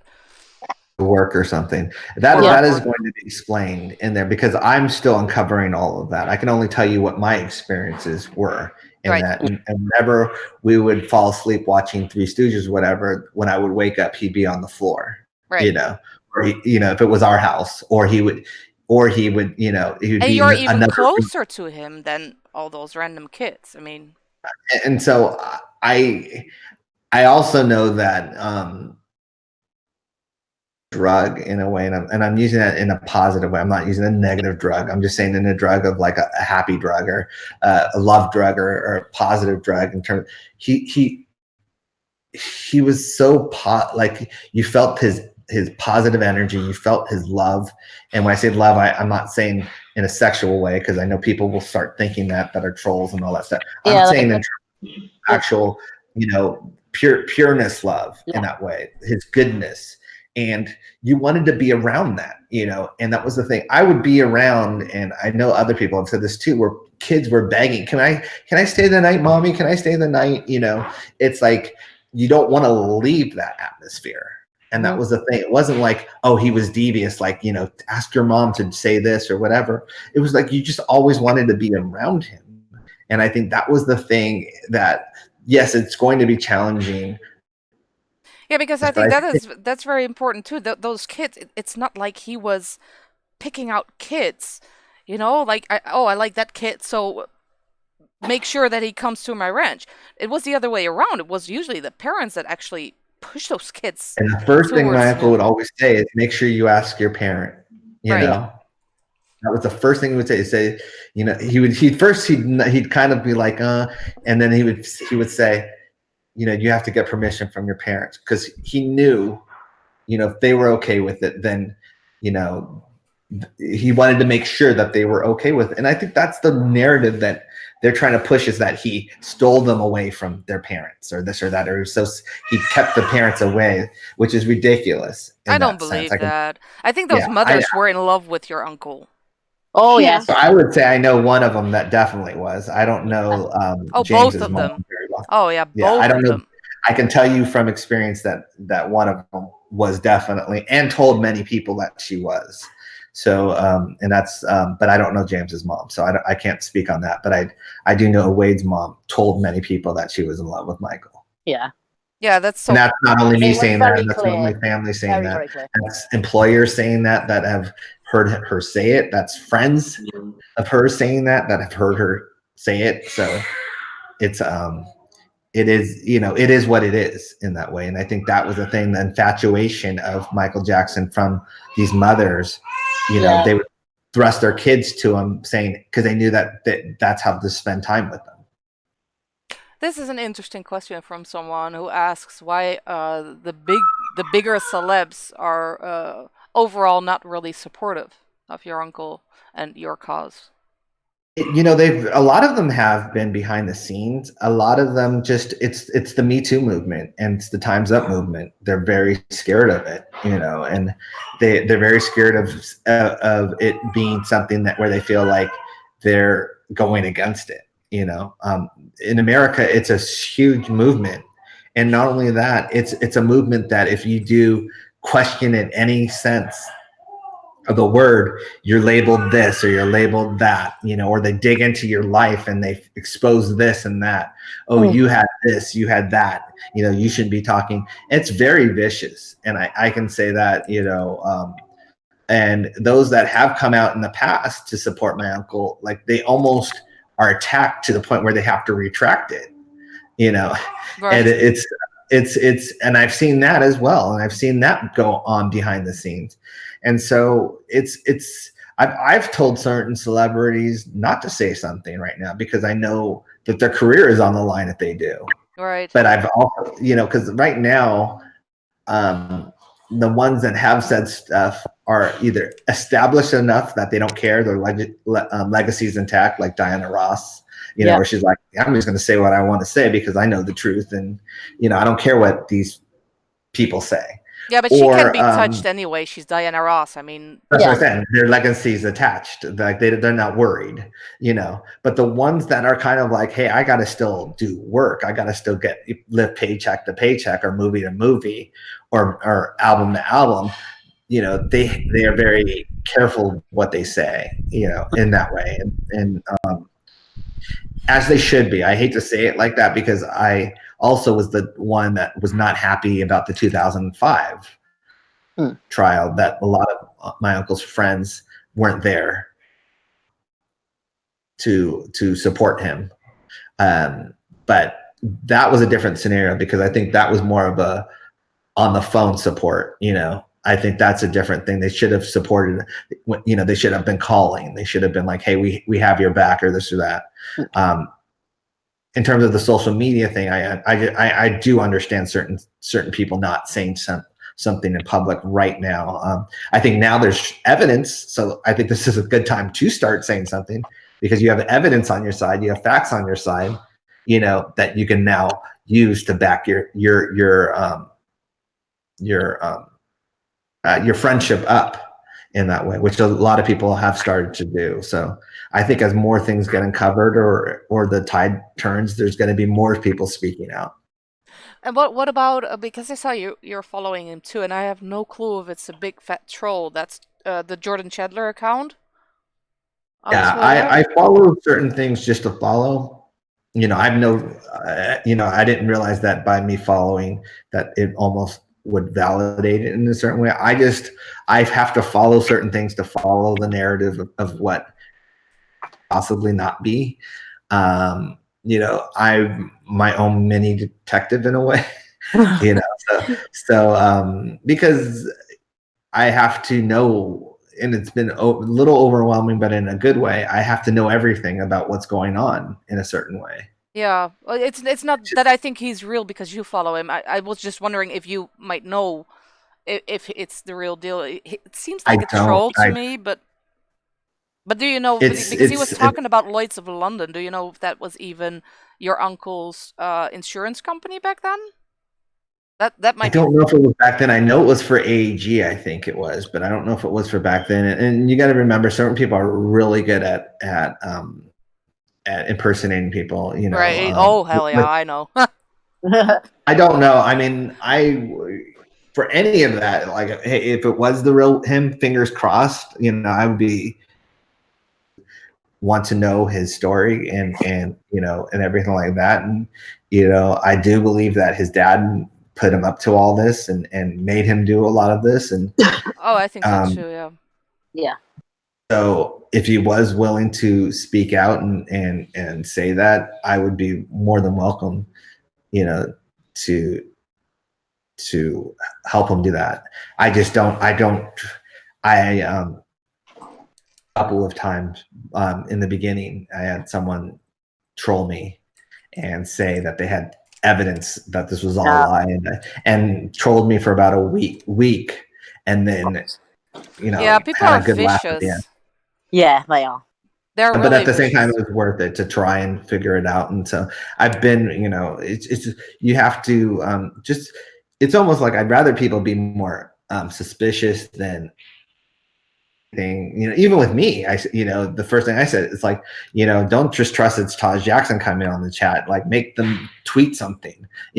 Make them, because I don't want people coming on saying that they're me and they're not me. So yeah, go through that check or that skepticism. Yeah, that goes for everything actually. That you should verify things, before you follow it or say something stupid.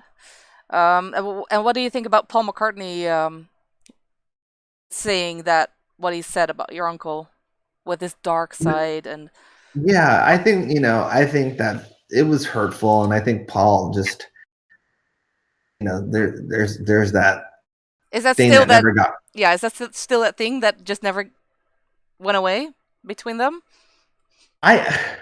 I don't know. I don't know. I know my uncle had such admiration for Paul, and really, and whenever I would ask him about Paul, like, it was almost like he missed his friend. But I think that Paul never forgave him, for owning his music, even though he didn't want to bid on it, or the bidding was too high on it. So, I think that's another misconception, is that Michael stole Paul, the Beatles' music. No, he outbid, they dropped out of the bidding and he outbid everyone. He earned it. Someone else would have owned it if it wasn't my uncle. Yeah. And I think that's the problem that people have, because it was Michael Jackson. There's a problem with it. Yeah. But if it was John Smith, they'd be okay with it. Yeah. So yeah, I mean, I'm a Beatles fan, so that's the problem. That I'm more hurt than anything. Yeah, that's very disappointing. I wasn't that surprised, honestly, but that's the thing with me. Like, I honestly, at this day and age, the word "I'm not that surprised" is, left my lips a lot, in terms of people have really let me down a lot, and even being, I'm actually more thankful that a lot more people haven't come out and showed their ignorance, the blue ticks, I should say, because that would have hurt a lot of my movie going experience, in terms of, because I love movies and it's escape for me. But if I know that this person said this about my uncle or this, it would probably have ruined a lot of the movies for me that I'm going to go see this year. So I'm happy that some of them are so scared to say something that they're not saying anything, because by the time they are ready to say something, they're going to know the truth. Well, that's the worst thing about it, is people are so willing to open their mouths in ignorance. Just, if you don't know anything, don't say anything. That's what's amazing. Yes, if you don't know, don't say. But there's some but that's why I feel like some of them have something invested in it, or they were told to say exactly. Because some of them are, I have a friend that when Wade first came out with the allegations in 2013, because he was friends with Wade as well. He was liking everything on Facebook, and I called him on it. I said, you know what, by you liking it, you're validating it, and you're now saying that my uncle is a pedophile. And he's like, oh my God, I didn't even. He told me he needed people liking his stuff and whatever, and whatever. I didn't even think about that scenario of it. That it was saying the opposite. I was just trying to support him, and it's like. That's the thing I think with this is that I really do feel like certain people said, hey, can you write this? Or, hey, can you tweet this? And they just did it. Yeah. You got to remember, Hollywood's very small. Agencies, agents, they all know each other. It's all like, connected in that way. And that's why it's not surprising that a lot of the HBO people, you could follow the lead and they were stars of the HBO shows, or they were producers, or they were tied to HBO or to Oprah in some way. A lot of the original. Right. There's so many questions in chat. I'm not gonna ask them all because some I don't think should be asked. What's your favorite Michael Jackson song? It changes. That's the problem. It changes, really? It changes. It does. It's a mood. And I'd be lying if I just told you one right now, but I could tell you Man in the Mirror is a consistent one for me, but I love Smooth Criminal and I love Song. And yes. I love Black or White. There's too many of them. Like, honestly, there's too many of them because they all have different meanings for me. Not only the music of hearing it. I remember the first time I heard Black or White, where I was driving, and exactly the spot I was on the freeway, which is really weird, but I do remember that. Because I was like, oh my gosh, this song's amazing. But I also have the experience sometimes on video shoot, sometimes just my uncle talking about the song, or sometimes him referencing the song. So there's different experiences for everything in terms of when you say a song. For me, it's just, but on that I just always loved watch. That and Human Nature on tour were my favorite two songs to watch. Wow. I don't know why, and Billie Jean, and when he, the spotlight thing, but those things never cease to amaze me. But I don't know, that's too many. I didn't answer your question. I could rattle like. Oh, it wasn't mine, so it's I'm content. There is so many of them, and I literally. So it's like there's not one that stands out. What do you think people should know about your uncle that they might not know yet? Well, there's a lot that's in the documentary that they don't know, but for me, I think that my uncle was human and that he had pain just like everyone else. He felt pain just like everyone else. He was very sensitive. People seem to forget that. Yeah. Because he was larger than life, and I think when you're larger than life, people don't think you have a human side to you in a way. You're almost a target that, I think they saw him more like property too. Yes, I think so too. I think surreal, like, and in that's one of the things that this will also do is it really, and I don't want to use the word humanize him, but you are going to, as I said, at the end of this, my mission at the end of the documentary, if it's still going to be a documentary, is you're going to know who Michael Jackson was. You're going to know his heart. You're going to know through stories and through people and also through allegations and this and that. You're going to know what he had to go through. You're going to almost feel like you were, just like I was, you were there on like a side seat to it. Like, and I think that's what I have to give that no one else has to give. Because I could easily hand this off to a director, but they're just going to look at it from the outside. Just like everyone else would. I think it needs to be looked at from almost like from the inside, like an inside view of Michael Jackson and his legacy, and that I have a perspective on that a lot of people don't.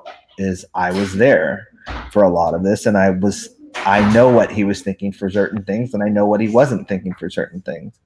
And so that's the only thing, that unique perspective is the only thing that I have working in my favor, that I feel that people, and I don't want to say vindicate him, but it's something that people, by getting to know him, they'll know his heart, and they'll know that all these lies and allegations are false. Right. Is there anything you would want to ask fans? I mean, I know there have been so many questions thrown at you, and you're only answering questions. Are there questions that you have for fans? Or anything you want to say, or it's interesting because I read a lot of the message boards and stuff like that, so I do know kind of what the fans are asking, and I'm trying to do this impossible thing of making everyone happy, which I know I will never be able to do with this documentary / movie. I think that's a Jackson thing, isn't it? It is. But how I'm doing this, and I've always said this, because there's really one person I would want to have made happy, and it would have been my uncle.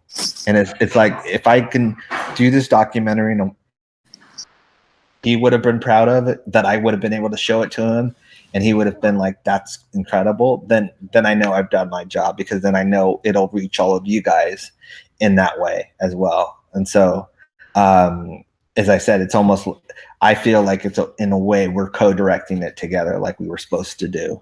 Right. And so that's how and then it's not so daunting as well, because I feel like he has my back, and he's letting me know what he would want in it. And so much to say in that. And I'm so appreciative of the fans. I'm so appreciative of the fight, and I can tell you it's making such a difference. And they, first of all, they've underestimated us, and I said that in a tweet a long time ago.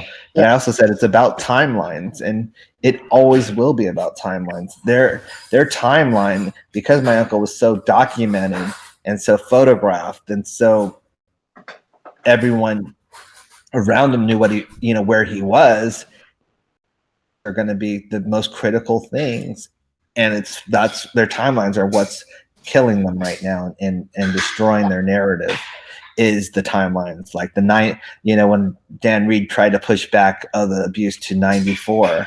Well, my uncle was in New York the majority of the time in 94, because we were visiting him, for the recording of his album. That was right around the time that we were coming out with 3T. Yeah, plus there's another thing to that. I mean, in 1994, James was what, 16? He was at least the same height as your uncle, or maybe even taller. I mean, he would have snapped him in half if he didn't want anything done to him. So logical. That's the problem. That's logic. And same with Wade. Wade is what, 6'4"? When he was 14, he probably was 6'2" or 6'1". He would have snapped him in half. I don't believe it. Just that alone. Off of logic, and that's the thing that they don't go off of in that way. And that's been the hardest thing for me, is combating this, has been, but that's what a victim would do, or I've heard that so many times. It's like, a victim would say that, or that's what a victim, that's exactly what a victim, would be, loving, and this and that. And it's like, so I've had to combat 3 different stories, 3 different narratives. Well, the acrobatics that they've done to try and justify every single, and it's not even like an inaccuracy. I've seen people calling it that. It's not. It's a blatant, outright impossibility that we're talking about. And the amount of times I've seen people say, but don't talk to me about what victims do, okay? Yeah. I have never made up being molested in a building that didn't exist. That's never happened. Never and it never will. And logic. And the thing that they use, that's been always their problem, is they use absolutes, like every day. This happened in the train every day, and Wade with hundreds of times, and those words, matter, and that's where all of a sudden phasey memories and all that are ridiculous in terms of, oh, he mistook the place. Well, when you say every day, you can't mistake the place. No. You know. That's just it. They tried to be too definitive, and it was they broke the basic rule of lying, which is keep it simple. They went too big, and it was always going to fall down. That's the thing, and that's what I told one of my brothers. I said that was the problem. They didn't say one time or this happened once, and you know, and I made sure they said, "Oh, this happened every day for this," or wait, every time I was with them. Yeah, and it's just no, go ahead. Unbelievable. Yeah, it's unbelievable, but they had to do that because they wanted to make him seem like a monster, like he couldn't control himself, and it's like Nazi tactics, propaganda. I mean, make it big enough. Your uncle said that himself. Make it big enough, and people will believe it. Yeah. Yeah. Because you wouldn't lie about it. Well, that's the thing that I hear the most. Yeah, why would they lie about it? I hear that too, and that frustrates me so much because I can people tell don't lie. People will lie for anything. That's the thing. The most vicious and disgusting of things have been lied about for months. Oh, I can. Yeah, in growing up in this family, I can tell you right now, you know, people have lied about our family so much. From Michael's, wife to, during the Billie Jean days with Billie Jean, to, even with us, with me and my brothers, we had a fake sister, who lied. Yeah. And it's like, which family goes through that? Seriously, like it's just our family that goes through that. My friends have got it bad. So it's not unique to us. Or Janet has a secret love child. It's like it's not unique to us, but it's unique to the world in terms of why, as you said, why would they lie about? Why would someone lie and say they're T.O. Jackson's daughter? Why would someone lie and say they're Janet Jackson's daughter? So it's like answer to that, but it happens with our family, so it's not unique. Thing is, when someone says why would they lie, rather than asking, look, why would they lie? Well, what do they gain? That's the first question I ask about anything: is what would you gain by lying? Mm-hmm. And there's always money or fame at the end of it. Yeah. Like, well, I can see what you have to gain, and I can see there's a lot of holes in your story, so I don't believe you. Yeah. But the minute you say that, you're victim shaming now, and it's like, if I hear that one more time, I'm going to climb through my phone and punch them because I'm sick of hearing it. I've heard victim shaming too. I think that was the thing in terms of why I was the perfect person to be out there doing this, is because of my experience. Because that was the thing. It diffused a lot of people that could say, "Well, you never experienced it. You don't know." Yeah. And I look back at my life and I feel like there's certain things that I went through that now make sense. But it makes me able to defend my uncle. Yeah. Being in the right place at the right time, or the wrong place in terms of the abuse at the wrong time.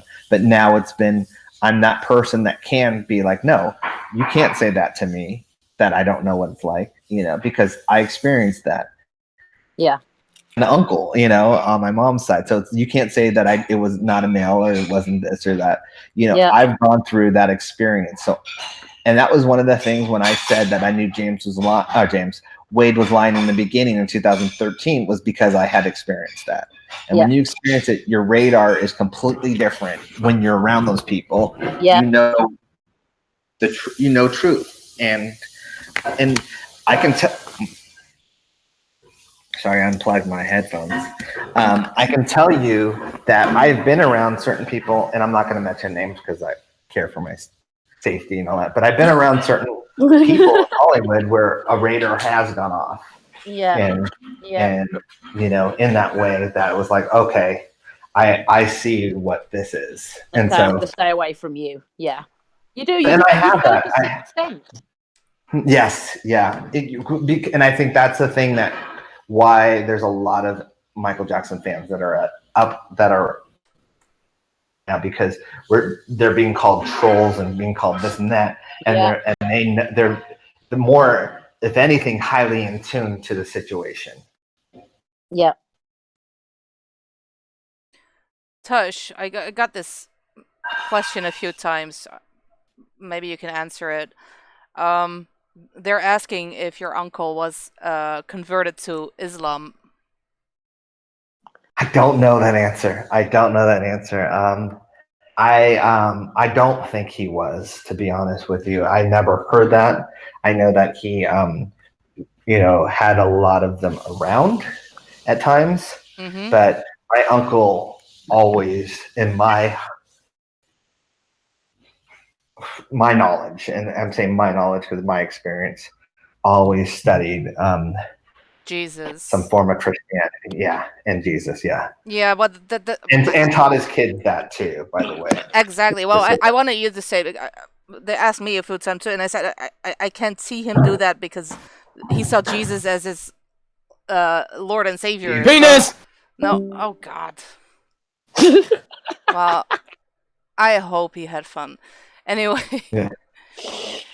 So I don't see him do that at all because that would be against everything he would stand for and have stood for all his life, because he wouldn't denounce Jesus like that.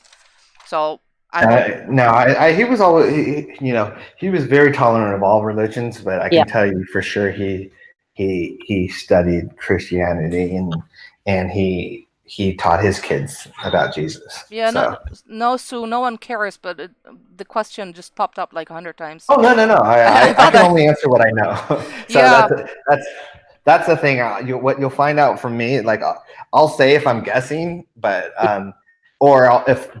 if I know something, I'm very confident in what I'll say. But I do know that, like, just from my experience. Right. It's quite an issue within the community a lot. I see it. Okay, no, I'm saying all the way up to like December of 2008. I know that was the truth of what I experienced. Right. Okay, thank you. Is there anyone else who has a question in here? Oh, well, I would want to ask. Have you seen? I wanted to know something. Is it a question because of the Nation of Islam being around for the trial and stuff like that? No. There's really this. You have the Muslim Michael Jackson community who says he was 100% a Muslim, and you have the Christian part that said he is definitely Christian. And I just think, I don't care what he was, but when I see him speak about Jesus, I know my Uncle Jermaine, is someone that has been studying that. I don't know if that was something that they. I don't know. I mean, I know, but I'm saying I don't know where they got it from. Oh, it was just some ownership thing again. It was just some tabloid. For years ago, I think about 10 years ago, that reported that, and that stuck somewhere, and people still think that's true. And then they say, yeah, but Muslims believe in Jesus too. Yeah, but they don't believe in Jesus as your Lord and Savior in the way that Christians do that. They see them as a prophet. I think that question is answered this way. There are a lot of people that want to know how they can donate to you if they don't have a credit card, because I know that a lot of people in the Netherlands don't have credit cards. I have no idea. Is it true that Carrie Ward has a PayPal for you, that she sends the money to you? I can look that up. I know people have been doing that, and so I don't want to say she hasn't. I think she has. I haven't confirmed that, but I know that certain people have offered to do that and have been doing that. So that is a way for me. I also say, if you have skepticism, or if you are on the fence, don't donate, please. I don't want, it's like, this isn't the time. This is about wanting to do a documentary for my uncle in a way that is different than everything else that people have seen in that way. But it's also, I don't want that weight and energy of people saying, well, you wanted this, you promised this. And so it's like, I want people to feel comfortable with what they're doing too. So I don't want people to go out completely outside their means either. It's just, if you have, if you want to skip on a coffee and donate, that's what I'm asking. Not like, oh, I sold my house, here's right. Now I want you to deliver. It would help. It would help. I mean, No. Yeah, just please don't. And that's the thing too, because I know my uncle wouldn't want that either. He's just. But I do appreciate everything and every donation, and I mean, there's been some incredible comments in terms of because I try and read as much as I can, but it's gotten to the point. Is there something else that fans can do for you? I mean, but because you need the funds mostly to travel and to meet people, and I don't know. I mean, would you say that if there's fans in certain countries who might be able to do it for you, or if it's simple, if you don't have to do it in person? I think the main thing for me is more of just keep spreading the word, and not only for the documentary, just for the truth, because that's helped more than anything. Since day one, I did that was a high number, and I never thought, oh, we're just going to get it on fan donations. So I've been actively ready to, and I say within the next 2 weeks of outside funding for it, which was going to be the ideal anyway. But at the same time, I have to be careful of who it is, because I don't want to be beholden to certain corporations or certain people, and the way it has to be someone strictly looking at this as if it's made and sold, will I get almost like an investment, will I get my money back? Like, I'd rather that person than someone that's like, well, I want this and this, and I want this and that, and or take out this. And so it's a weird scenario to be in, but at the same time, it's like, for me, I have to do what's right for my uncle. Like, that's the thing for me, like, because I want to sleep at night. That's the one thing that I pride myself in, is I can go to bed at night every day and be like, I did good, and I did, and I'm honoring my uncle and this and that. And so I want to keep that and maintain that. Well, it's funny that you'd say you want to sleep, because I see all kinds of offers coming here in the chat. If you go to Sweden, you have a place to stay. If you go to the Netherlands, you have a place to stay. I mean, it will cut the costs. It would cut the cost, and I appreciate that. Hopefully that won't be the scenario of it. But I do appreciate that. And there's been so many people that have been willing to donate time and energy and resources. And, I will take some of you guys up on the opportunity as well. But at the end of the day, what I really want to do is I want to have a high efficient team here that can travel, because there's a trust issue in terms of vetting everyone, Right. You could go to a certain country and you hire locals, but I don't trust those locals. There's a situation, and it's me being paranoid, but there's a situation where anything Michael Jackson sells, and especially when it's the tabloids. And so I don't want the sound guy or the lighting guy to be selling the story, or recording something off camera and then selling it to someone. And so that's the problem with this. It's because it's Michael Jackson, it has to be. That's why it's taken longer to get the team together, is because right people, because they're kind of tied in for a long period of time in terms of getting this right. Right. Well, I do have someone here, very trustworthy, in case you need it. So, right. I do think also. I always think that you guys are all too nice. I'm not nice at all. I mean, I'm so often very frustrated with this. This is why we get on, Susan. Yes. And usually we just start cussing before we go live, because otherwise. But I do think that you guys should, I think everyone is willing to help in any way they can. So I do believe, I know that you guys are not like that, or don't want to be like that, but I do believe that if you need something, that you should just ask. And I bet that there is a shit ton of people that are willing to help, or able to help even. Exactly. I think, and you guys have been incredible. And I think the thing for me, the main help, and I've said this, The main thing for me is just honestly spreading that truth, because when I do go to investors and it's like, because the tide has turned already, it's going to be a different conversation than what would have been a month ago. Right. Yeah, exactly. And that's the thing, because now there's certain things coming out. So it's a different, that's what I'm saying. The more truth that is out there, the easier it is for me as well in that way.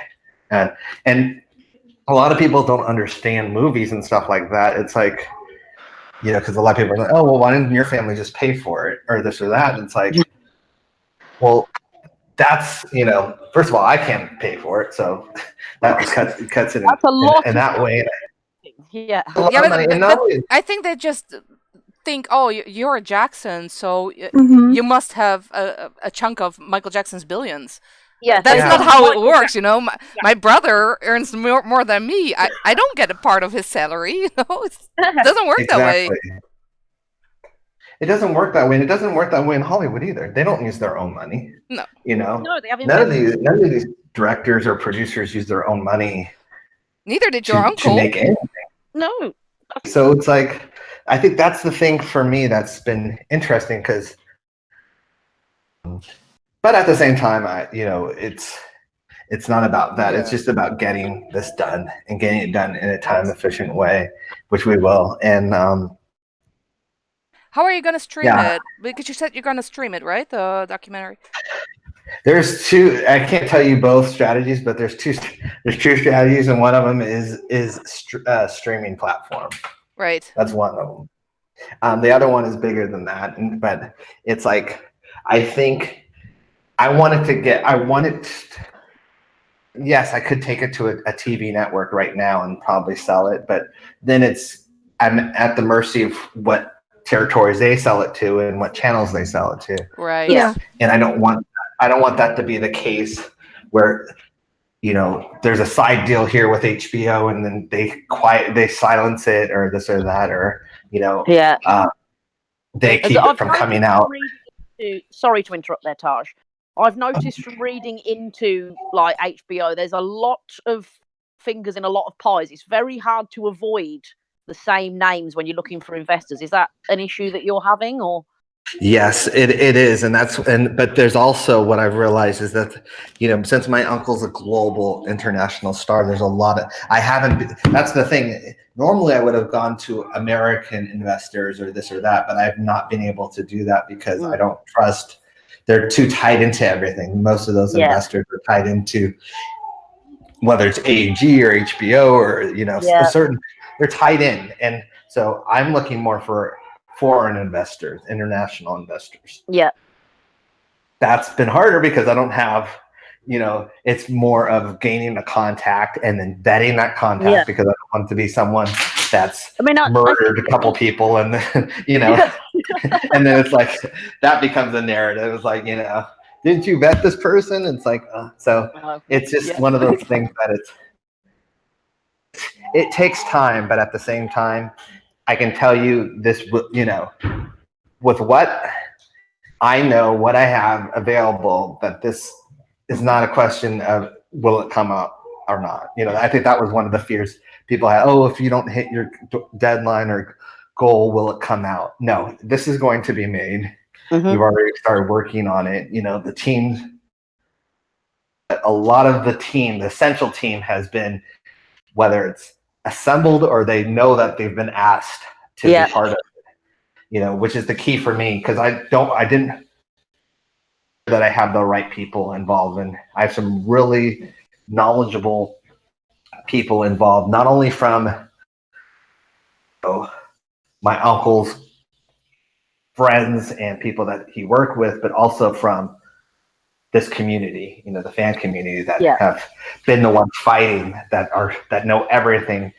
MJ, they've been incredible too, and so I feel I've not one that I've left uncovered yet, but I still have a lot to learn still to this day. Yeah, I've got one quick question.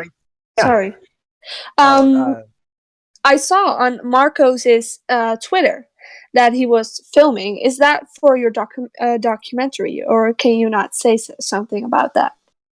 Marcos was filming for a different documentary, and I'm not part of that. My brother Terrell is. I'm not. I don't know what I'm allowed to say for that, but that is a great documentary in its own sense.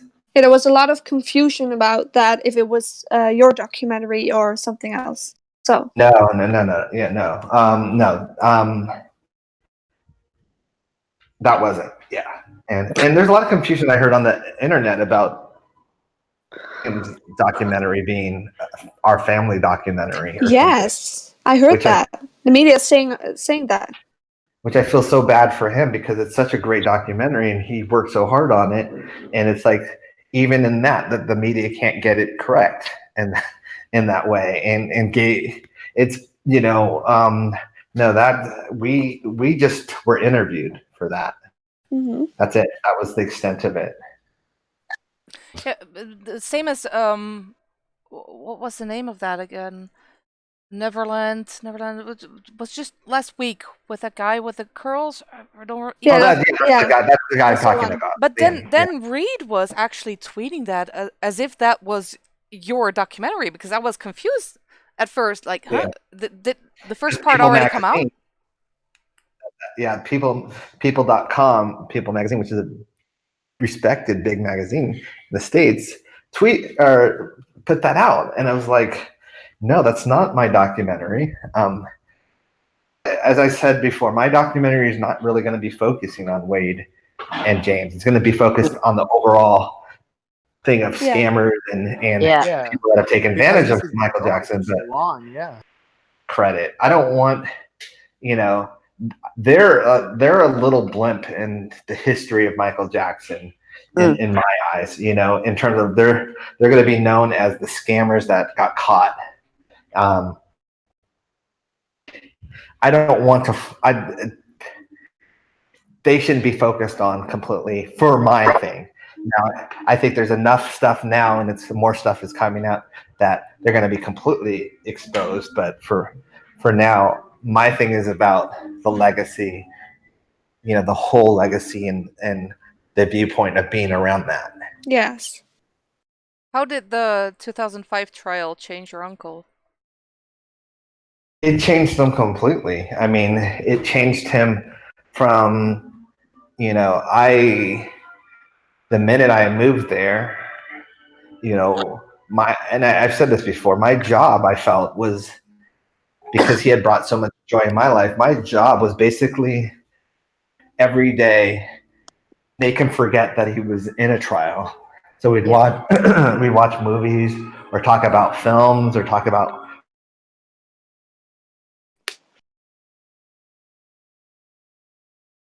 Tosh? Oh, hello. We've lost you, Tosh. Not sure if you can hear us. Something must have happened with his connection. I don't know what it is, but yeah, I don't. Oh no, he might be like talking into the wind. He may not even know. Yeah, and there's questions to ask that I'm sure that the rest of us who have been muted would like to ask questions as well. No offense to you all. You've been asking great questions. It's just that like all of us have such great questions to ask, I'm sure. And yeah, I guess he didn't get the chance. Hopefully he comes back though, a little bit. Oh, the questions could be asked in the chat. Yeah, I guess so. Yeah. And I just want to say that I'm just so happy that we're finally getting something on board, because it's been for decades and decades now. And it's not just Wade and Jimmy. It's been going on for so many years now. And we're finally, it's like Michael said, we've had enough. We've had enough of it already. Yeah. This is the breaking point, I think. And I hope the documentary really shed some light on it, because the information is there. That's the thing that's always frustrated me as a fan. Yes. Like, we have more information now than ever with the internet, and it's easily available, but people don't want to read court transcripts, and people don't want to look into California law. They just want to go into, tabloid rumors from 20 years ago that make no sense when you look any deeper into them. But that's how it is. I hope that this will finally end the whole saga. That's more what I'm because where else is it gonna end? Yeah. Yeah, I mean, it's been going since 1993. That's insane. But Yeah. It feels like a never-ending story. And wasn't it even before that? What's his name? Terry something. That was before '93. Who already? Yeah. It wasn't as bad, of course, as the Yeah. molestation accusations, but it was a start. Yeah. So they actually have been doing this since the '80s. Yeah, I mean, like, but then the thing you have to consider is that in the 80s, the rumors weren't nearly as bad and they were way too crazy to be true. Like, it was stuff like Michael Jackson has the elephant man's bones, or Michael Jackson wants to live forever and sleep in a hyperbolic time chamber. It was like crazy stuff that couldn't be true. And I'm pretty sure Michael wishes he could get back to like the rumors like that weren't really as severe as something like child molestation. Yeah, it's two completely different tiers. I'm sure Michael wishes that he could get back to just silly stuff like that he could shrug off. But Tosh is gone, by the way. I saw he dropped out. I wondered if he was trying to reconnect. Yeah, I guess he had to try a couple of times to get his mic to work, didn't he, on his connection, because it wasn't working. I think it's so nice of him that he's here. Oh, bless him! I know. It shows he cares. I mean, he doesn't have to be here.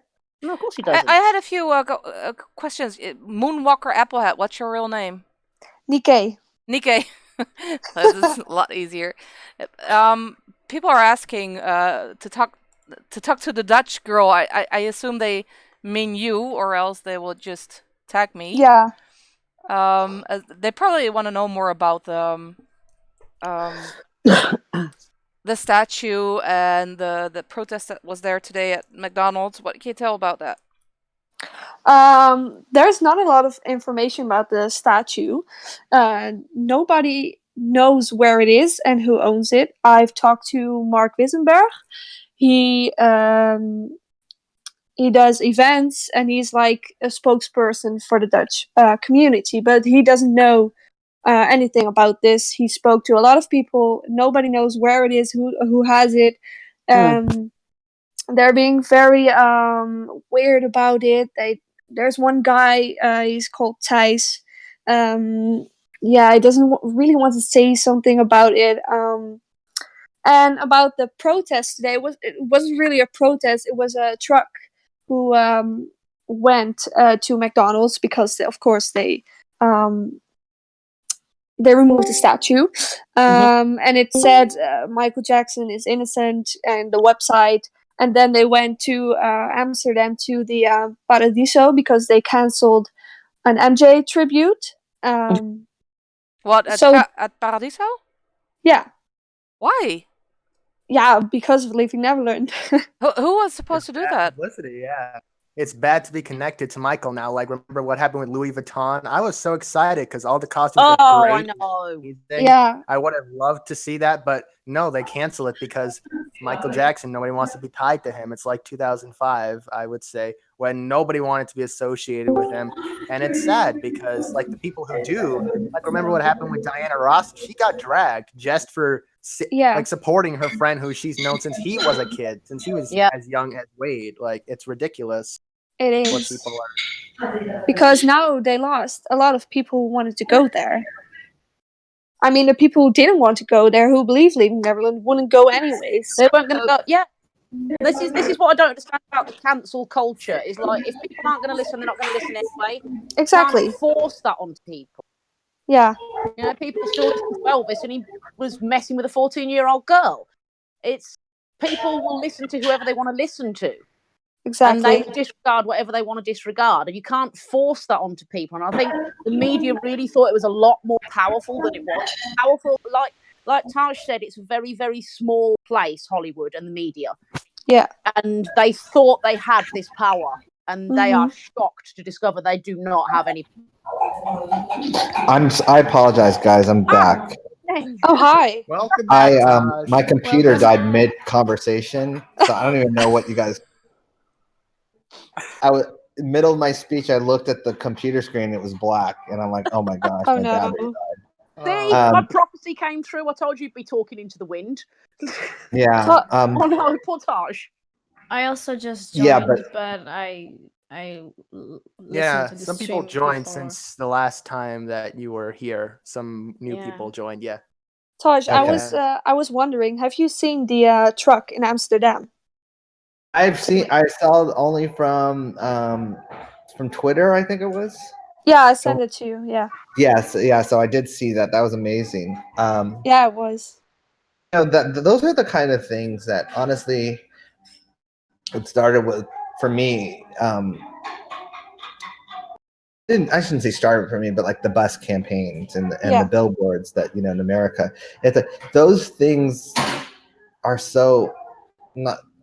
They give me strength and they give the family strength because it's like it reminds people no, not everyone believes these lies, and it also it shows that certain people can't be silenced in a way, and I think that it's so powerful, but not only so powerful, it's so effective with what we've had. I mean, for what little we've had in terms of everything, it's been so super effective. Yes, in it a way, has.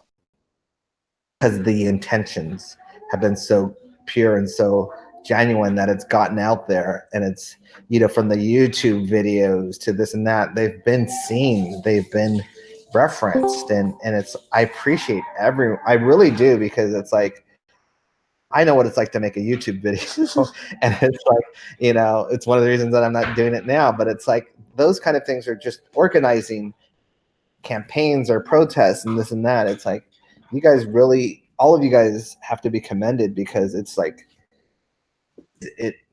it's something that I know you strongly believe in, and I do too, but it's also something that a lot of people don't do, and they weren't expecting us to do, and every country the ratings have been dismal, like really bad, and I think that's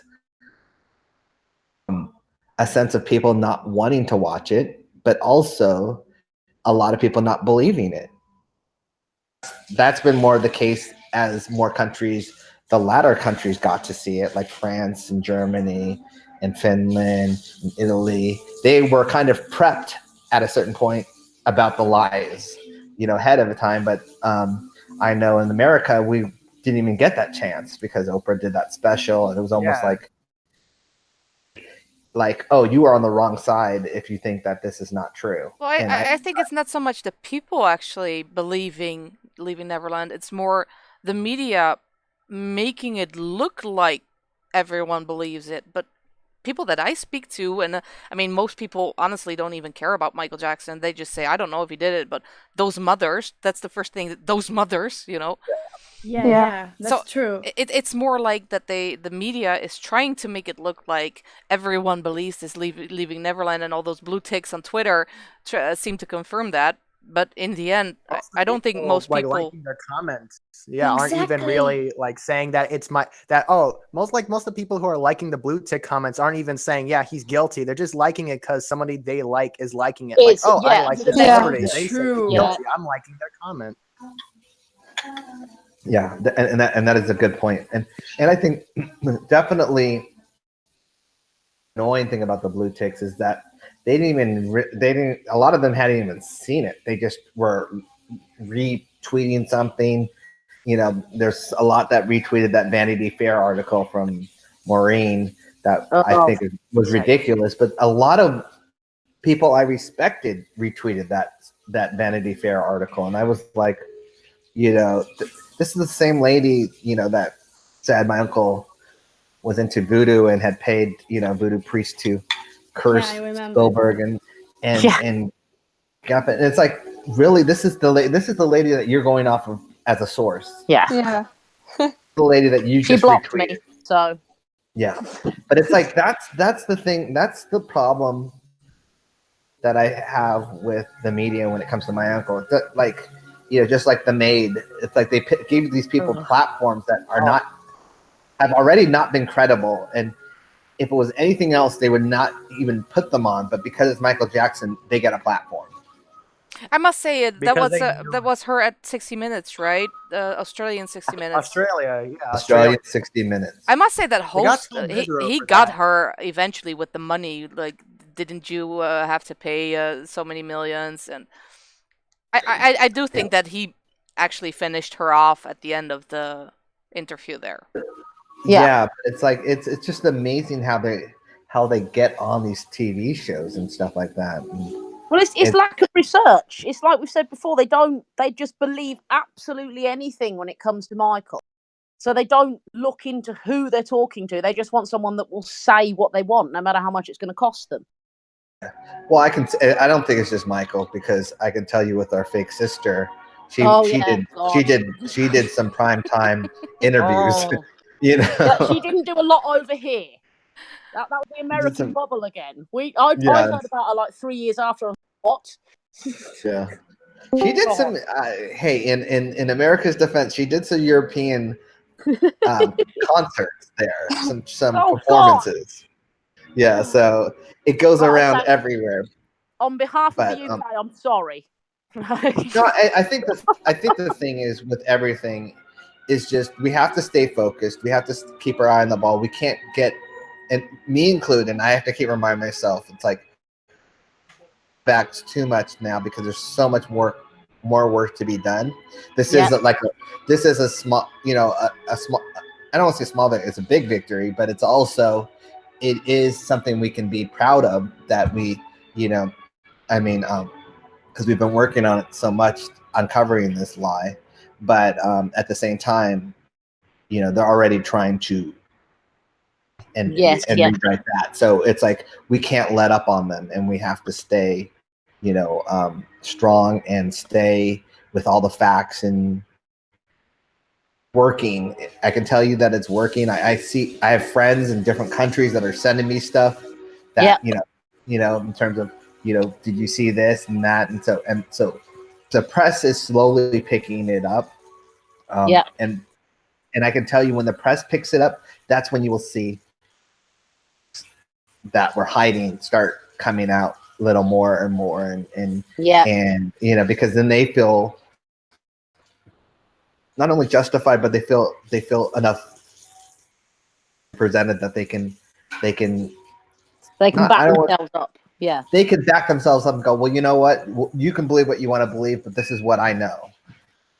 Yeah, that's the thing. And I think Diana Ross really helped start that narrative, because she's a legend, and especially in the Black community. And I think Oprah had done such it almost, but there's I think a lot of people in the Black community, even Oprah misunderstood the skepticism that she would face. Well, she's out. She's out of the Black community, but they're trying to push. They're trying to push her into our community now. We don't want her. I've heard she's been deleting stuff, a lot. Like from Leaving Neverland, like she's been deleting a lot of stuff from her social media, anything connected to Leaving Neverland. Yeah, she did. Recently.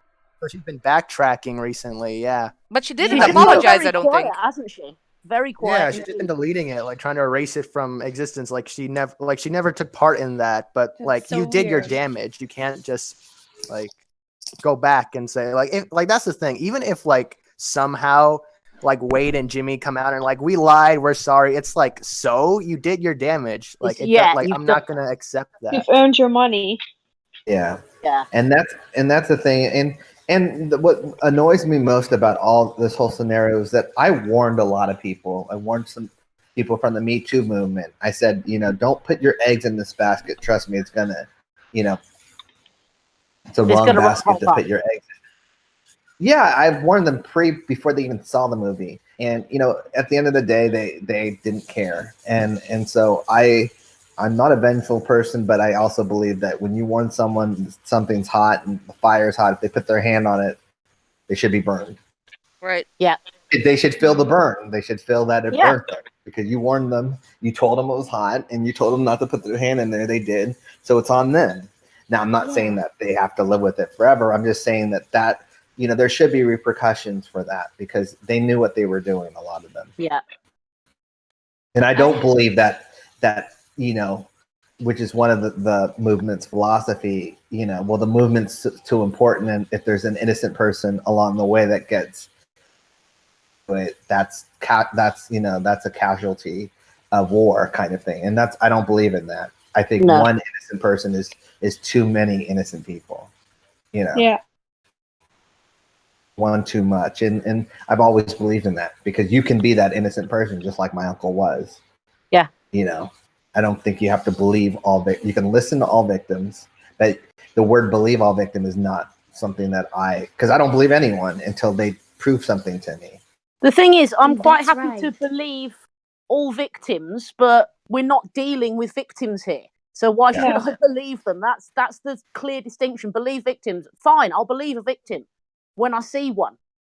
The fact is, I haven't seen. All I'm seeing is repeated, egregious lies. So and that word victim is a word that basically they've tarnished now in terms of and that was the thing that I kept warning. I said, look, they're bringing a bad name to those victims who have suffered it, like myself. It's like they are going to muddy the waters. They're going to make it skeptical for everyone now, and they didn't care. No, because they wanted to ride on people's goodwill. Nobody wants to look at somebody saying something horrendous has happened. Like, there is not a single MJ fan that sat there wanted to look at someone describing horrendous acts and go, you're a liar. Nobody ever wants to do that. Yeah. That's what they were banking on. They were banking on goodwill and compassion. And like I said, on the other side of it, to trigger people so badly who had experienced it themselves that they would not dare to look any further into it. And I said the whole film itself is an attack, as far as I'm concerned. It's an attack on victims. It's an attack on good people. It's an attack on justice. Yeah.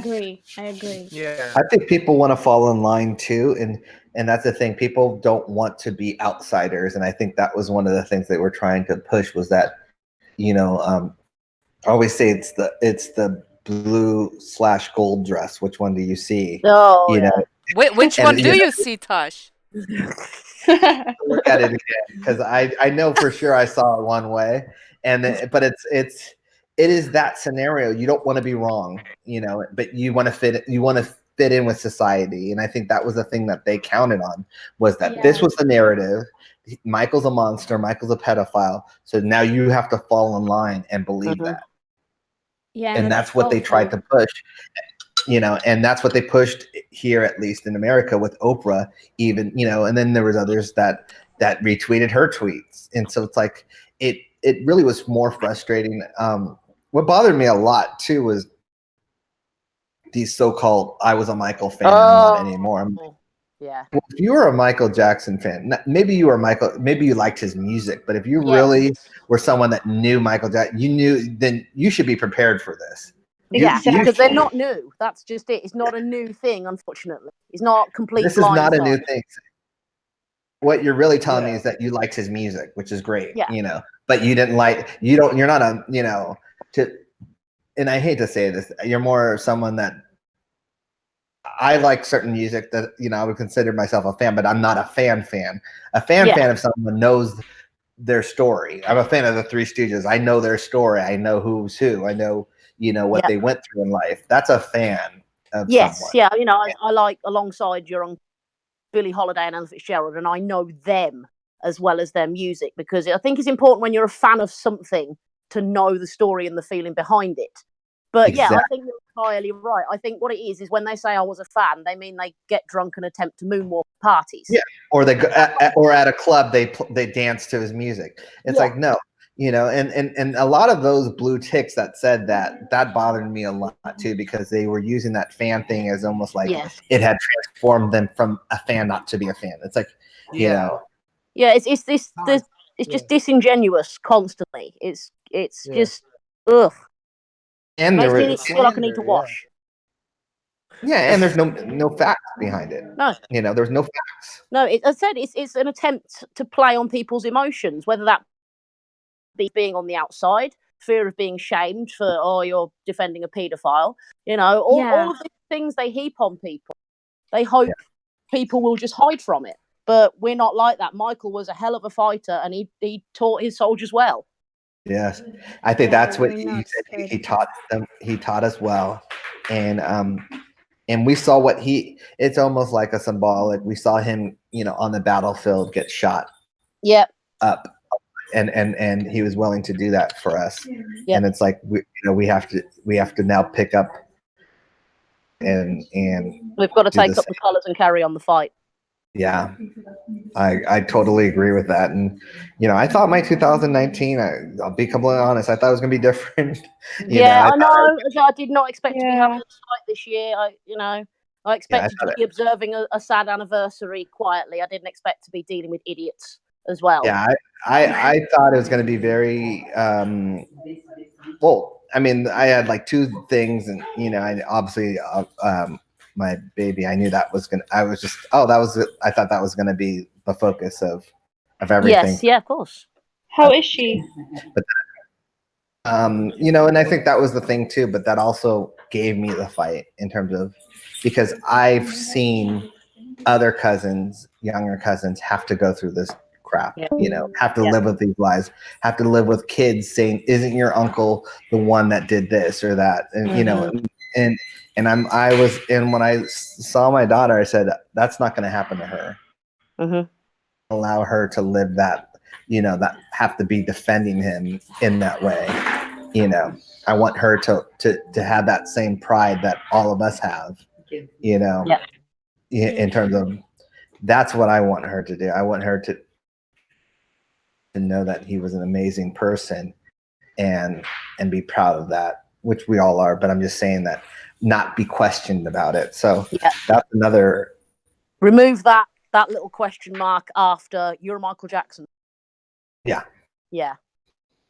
Can I ask a question? Tosh, I just sorry to cut off. Tosh, it's just that I've been thinking about this as a Michael fan, as a younger fan who didn't really grow up in the 2000s. Like I'm 18 now, but I didn't really know who Michael was until after he died, and I know that's a sad story for a lot of fans. No. Yeah, but I've going back and actually watching like clips from the mid 2000s, it's almost insulting how people like to say that Michael groomed the world. Like, have you heard that before? Like around like Michael groomed the world. Like nobody knew, nobody said anything. And it's like I wasn't even like following it then because I was too young. And all you have to do is go back and watch. It was way worse. Like Michael was associated with two things: the Thriller album and pedophilia. Like before he died, there was like the 2000s. That was like, in what world was he not portrayed as this horrible pedophile for years and years until he died? And then everyone said, oh, we love you, Michael. And it took another 10 years. It's like, that never happened. He never groomed the world. He wasn't beloved as he was. He was just kind. He was just lovely and a nice person to fans, to everyone on this world. He was just a great person. He wasn't bad. He wasn't a pedophile. Just God, it's an utterly ridiculous thing to say. That's just so sad. But no, I mean, like, was that the gloved one just speaking then? Yeah. Sorry, what's your name, my darling? Oh, my name's Raphael. Hello, Raphael. I'm Luna. Hello, Raphael. Nice to meet you all. Hello. Yeah, I'm a younger fan who became it's funny. I became a fan around the time of Escape, the Escape album, when Michael was so that was a really good time to be a fan again, to become a fan because, new Michael content. And then I became a fan again after a little dip recently. And I was actually like learning about Michael and his innocence because when I was younger, I didn't really look into any of that, but it wasn't until 2018 that I started looking into it, and I said to myself, oh wow, so it's not just me like on blind faith. Because one thing people had to remember, for a long time, I think a lot of Michael fans were going on blind faith that we hope he's innocent. He can't possibly be because he's such a nice person. But now it's like we have more facts than ever. Like FBI, documents, court transcripts, more than ever before. We have all this information. So it's before no longer Leaving Neverland was even announced, we're primed for it because the Michael fans, the true fans, know about it because they read up on it. And that's the thing. We know because we care so much. Like, just because, like, you could say I was a Michael fan because I liked Billie Jean and Beat It and Thriller. That doesn't mean that I'm like a fan who loves the person. As Tosh said, you like his music. Yeah. But if you going back So to what you were saying about, he never groomed the world. I'm 30. I'm 31 this year. I cannot remember a single newspaper headline that wasn't Wacko Jacko or some nonsense. I've never seen a single positive headline. Yeah, but So I don't that's know because you're in the reality these UK, people are living honestly. Yeah. No, Yeah, I know, seriously, your yeah. media is absolutely horrible. They are atrocious here. They are It's I thought horrific. they were bad here, but they're No. holier than thou compared to the UK. We are vicious here. They really are. They're not even good for toilet paper because they're that cheap. The print will come off on your butt cheeks. Right. They're utterly useless. Can I ask Completely, a they question, burn well, guys? though. Yeah. Sure, go ahead. Because yeah, I'm also a younger fan, and I'm still in school. And some people in real life, when they doubt his innocence, and I tell them that FBI investigated him for over a decade, and they just they don't take it seriously. They also ask me, well, don't you think that's possible that he bought FBI? And I was like, how can you buy FBI? Yeah. What should I say to those people so they can, Yeah, I would say, first of all, the FBI it's the best of the best in our country. It's one of the highest prestigious positions you can be in as an agent. Morally of it, and also in the efficient sense of it. So the idea that you can buy the FBI is ridiculous. It's not police. I know, right? But they say that he had so much money that he could buy FBI, and I don't know. Well, why would they investigate him for 10 years if he had that much money? Yeah. Like, that's what I would use logic on them. I'd say, so why would there, how would they be investigating for 10 years if he had all this money? Like, Yeah. it's almost like this, for me, yes, money is, can buy a lot of things, but at the same time, a lot of Barbara and even Los Angeles, they wanted him guilty. Yeah. It wasn't a matter of they wanted him innocent and they were hoping he would be innocent and just pay him off. They were hoping that he would be guilty. They opened up certain hotlines for That's also how you other know. victims. That's also how you know that Wade, in particular, is bullshitting around, because he claims that he was abused during the time that both Sneddon and the FBI were on his ass trying to find every tiny little detail to prove he was a pedophile. Yeah, and asking everyone. And the pedophile goes and abuses some kid after 2 days. But it's such bullshit. That alone should tell people that it's absolutely ridiculous. Yeah, I think, the hard thing is, like, if you don't know who the FBI is, like, in a different country, it'd be like, I don't know, what your country, the equivalent would be, but I can tell you in the States, the FBI, the FBI right now, investigated the president, or had investigated the president. So FBI is above a lot of people in that case. Exactly. It's not something that it's not something small. This is something that is bigger than any person or figurehead or anything like that. And so that's what I would say in that way. And I would also say that, majority of the investigation, it was a private investigation in terms of my uncle didn't even know he was being investigated.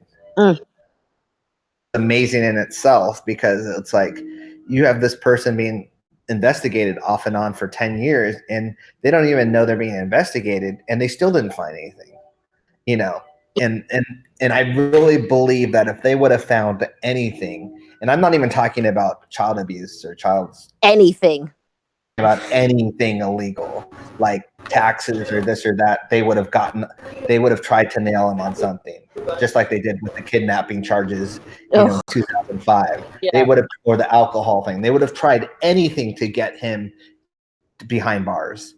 And so they wanted him in jail. The world wanted him in jail. It felt like the world, but honestly, I feel like it wasn't. I think that's what media wanted the world to believe. It was a smokescreen. They made you think that. Yeah. This is exactly the same thing they're doing now. They've been doing it always. It's not the people I speak to, and headlines are completely different. Yeah. Yep. Exactly. Yeah. I just said to those people that if FBI has found anything, just a little thing, they would have locked him up. But yes, they didn't find anything, so... Well, I mean, I've had that question as well, which is, could he not have bought off the FBI? And I said, well, okay, let's say he bought off the FBI. One, why were they investigating him at all? There should be no files on him whatsoever. Two, how is he still paying them 10 years after he passed? That's a lot of money. There'd be no reason for them to still withhold any evidence. They could just claim they'd found it now. It doesn't make any sense. And these are people that found bin Laden in a cave. They will find anything. And they've had to. It would have been found. It would have been found, and they've even had to, and I'm not just saying the FBI, but even when they've had to clear up certain lies, like the child porn found at Neverland, they've had to step in. Certain people that would not want to defend have had to step in and say that there was no child porn found at Neverland. Well, they also you can tell that people are utterly stupid these days, because there are so many people that in my comments that I go through that say, yeah, but there was kiddie porn found at Neverland. What idiot? Do you think he would still be out of jail if there was kiddie porn found in 1993 or 2003? People don't think so. Would have been locked away if they found anything. And I hate it when people say that, oh, but so what? You're like an R. Kelly fan or a Bill Cosby fan. Yeah, that sucks so much. Don't rope him in with all of them. There isn't. That's the thing. Everyone's case is different. You don't just but group them R. Kelly pissed on a 15-year-old. That's a different case. You can't compare the married a 14-year-old. Neo said this perfectly when TMZ asked him about it. We've literally got tape of R. Kelly peeing on an underage girl. We've never had anything concrete that Michael did any of what they say he did. And if there was, he would have been locked away because they wanted him gone if they found anything. But they didn't. Exactly. I find that something Why would people they even want say is money back then? People say oh, but isn't there a possibility? I said, well, I suppose yes, but there's a possibility the Earth is flat too. But all available evidence says it's roundish.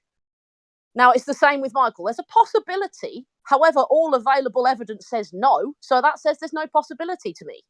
Yeah, and to me, there's knowing Neverland and knowing the amount of scrutiny and the amount of people around Michael, the possibility for me is zero. Because it would almost have to be everyone was involved in it. There's too much evidence saying it's not. Yeah. This or that would have to be involved for it to be a possibility. Because exactly. And people say that, oh, but and I hate this when people say, oh, but OJ walked too. Yeah. Anything because OJ walked, and it's they didn't investigate OJ for 10 plus years, and there wasn't a stigma around him that they kept looking into him. After OJ's trial, he was left to him by his lonesome. He was left to his own devices. He got locked up for different charges. It's MJ was the most plus the justice system, when there's reasonable doubt, they shouldn't put you behind bars. As long as there's reasonable doubt, you shouldn't be put behind bars. There was no doubt at all in Michael's case, but yeah, exactly. Well, like Mesero said, I'm not going to prove reasonable doubt. I'm going to prove him innocent, and that's exactly what he did. Yep. It wasn't a case of doubt anymore. It was a case of this is bullcrap. Is Mesero going to be part of your documentary, Tosh? I would say that I would love for Mesero. I have a connection to him in terms of that, and he has always been one of the top people on my list. So I know that the scenario with him right now is he's in the. I don't know if he's still in the middle of the case, but when I was asking around, he was in the middle of a case. Out of respect, because I know that he wants to treat each client, the same. Right. That would be so amazing. I didn't want him to be like, oh, drop that, or let's talk about Michael Jackson or this or that. Ignore your case. And so I think that it's just a timing thing. But he will definitely, in my opinion, he's very important. I know he's never shied away from that. It's just I respect him very much, and I'm so appreciative of him, of the I don't want to say, I mean, just after the fact, after all this, how he's been a warrior for my uncle, and a fighter for truth, is something, because I think there's a big difference in, like, after you've been paid or after you've, done your obligation. Yeah. To he's gone way beyond that, and and it shows what kind of character he is, and he's done, different speeches. He's gone against people that wanted to trip him up, and it's like, he's never wavered, because it's in its own way just as kind of the same thing with me. When you have truth on your side, no one can trip you up. It's almost like, they can cut you off, they can, turn off your mic, but they can't, they can't trip you up because you have truth. And I feel that that's what Mesero has. He has that timing thing for me, but he's definitely one of the people that him, Scott Ross. There's a lot of people on the legal side that I would want to, Suzanne as well, that I would want to interview in that way, because they're the staple of that in terms of filling in gaps. And would you also, because that's what Dan Reed didn't do, of course, is the other side of the story. Are you going to interview people on the other side of the story? I mean, Ron Zonen or Snedden, fortunately, it's not possible anymore. That's why I'm fluctuating between calling this a documentary or not, because in a way I feel like their side has already been presented. Yeah, me too. Yeah. I agree. And that's why I've been wrestling with the word documentary, because this is about my uncle and making this a fact-based thing. I can use footage of them saying what they said, or use testimony, or this and that. And I don't know. I still haven't decided that if I want to, give them the benefit of doing that, then I will. But I've made no qualms. This is from view, but it's also the truth. It's going to be backed by facts. But as soon as my name is on this, it's going to be biased. Right. Period. I mean, in that way, just how it's going to be looked on the media. So me trying to say, oh, I made it fair because I interviewed this person, they're not going to care anyway. So what my whole, and I'm using the word agenda, my whole agenda is for people to know my uncle and to know his heart.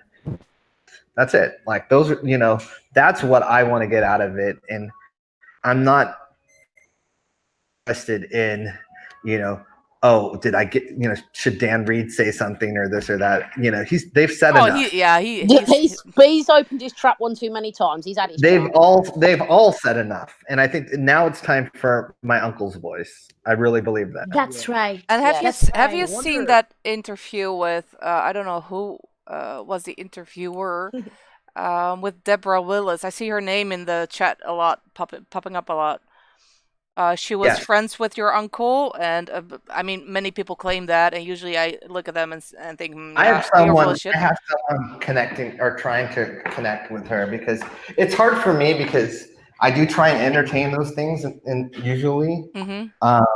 She seemed very genuine to me, at least. And that was the thing, and I can tell you, I got it from every angle in terms of people, which is great. And the thing is that I'm just super, super, when it comes to my grandma, I'm super, super protective and nervous. If it was about meeting me or whatever, that'd be different. But someone into my grandma's life is always something that I'm just more cautious of. So I have a question again. I'm sorry.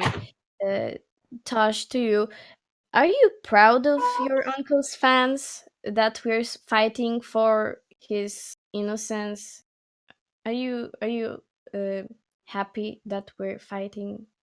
And I'm beyond happy. I think when you're told something, told throughout my life, when you have to remember, I traveled on tour with my uncle, with my brothers, and my uncle would always speak about his amazing fans.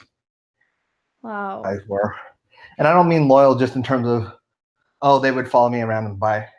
It was like he felt that connection with you guys. I think the pride that I have right now is that he's no longer here, but you guys are his voice, and you guys have been doing not only an amazing job, but you have been doing beyond amazing in that way. And I think, he appreciates that. And I think that's his legacy. I think is his legacy, but also his fans are his legacy, because you guys will carry his name on throughout history.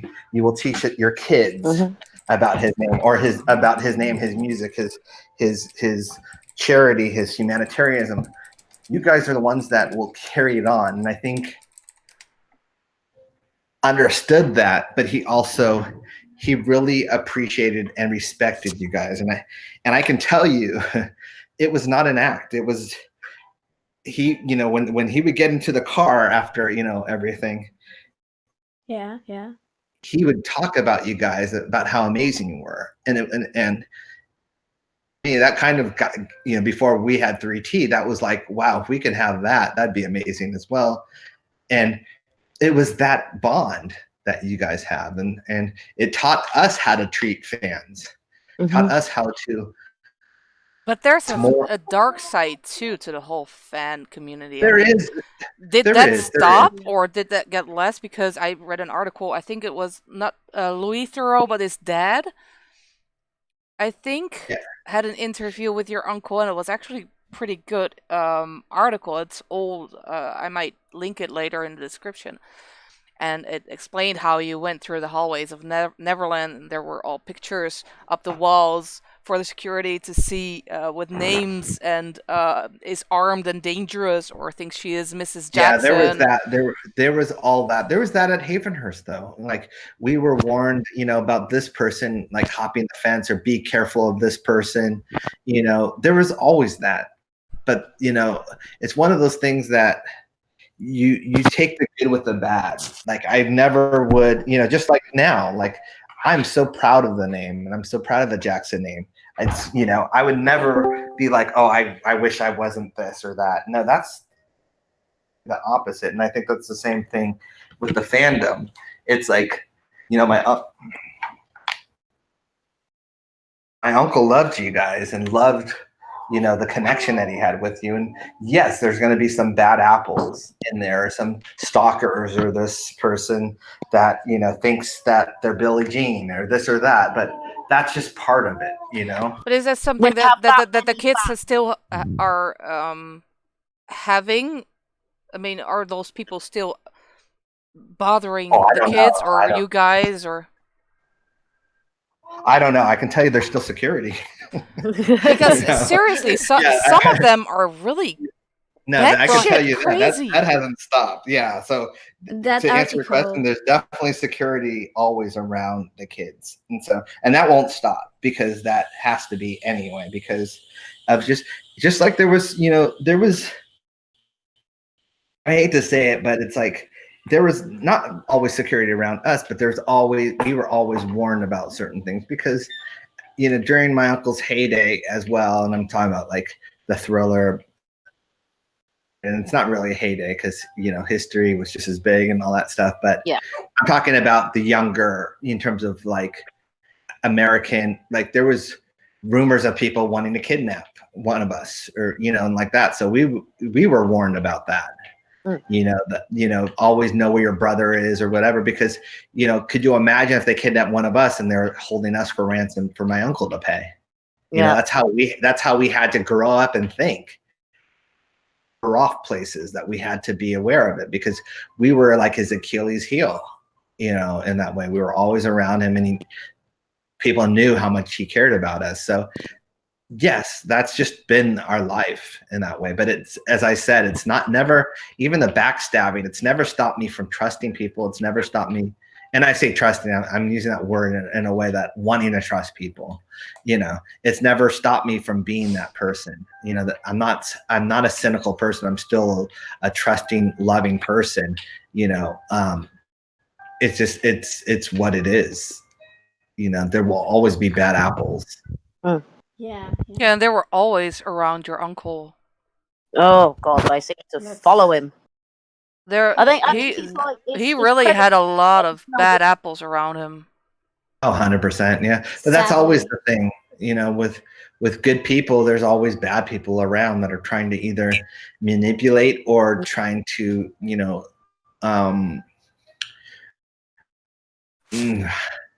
not, I was going to use the word deflect, but they're trying to kind of, in a way, they pretend to be good, but they're really, doing the opposite.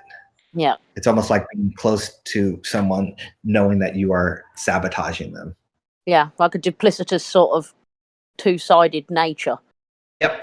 And so that's always been the case with my uncle as well. There's always been those kind of people. And you kind of get a sense for it in terms of who's who, but then certain people shock you. They're completely who you thought they weren't, like never in a million years would have thought Wade would have done this, but here we are. Yeah, I'm sure that Michael was especially grateful for the friends that he did have, like Macaulay Culkin or Chris Tucker, or any of his friends who stuck by him during those times. I'm sure he was especially appreciative, to know who was by him still when it all hit the fan. Yeah. Well, that's I think that's the scary part about it. Not because I believe that your uncle ever did anything like it, like what he's accused of, but if you see that, you had Chandler, which was young as his dad caused it, then you had the Arvizos, but now you have Wade, that's someone he knew for so long, and I bet he trusted him. And every day I'm afraid that either Macaulay or Brett or whatever is gonna flip for whatever reason. Wade flipped. No, I could tell you the difference is Wade does not have a career. Wade does not work. Yeah, but how is that ever an excuse to do something this evil? No, well, because when you're which is what Wade was. When you have a sense of entitlement, that's the difference, Yeah. I can tell you Macaulay's very happy with his life right now in a way, and I can tell you Brett is the same. And Brett's working hard, and earning an honest living. Him, Johnny Spence, they have morals. I think that's a difference. They don't feel entitled to anything. They're working for what they have. While Wade is completely the opposite. Wade feels like things should be given to him. It's time for me to get mine.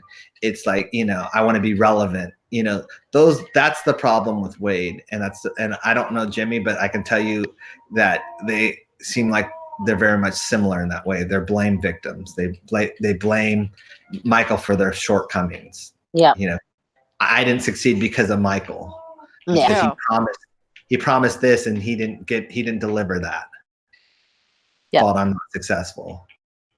Yeah, which I never got. Like, how some people they say that, one of the reasons why Macaulay like whenever you bring up that Macaulay has never said anything, they say, oh well, Macaulay was too big, Macaulay Culkin was too big, so Michael stayed away. And it's like, didn't Wade say in the documentary that Michael told him he could be a movie star, like a movie director, you're gonna be the next Spielberg, and it's like, and he was known as the Michael Jackson kid, like he dressed up like him on TV shows. It's like that doesn't even make sense. I've heard that argument as well, and it is kind of ridiculous. Like he was getting them he was putting them in his music videos, so he's turning them into celebrities and all that. And for God's sake.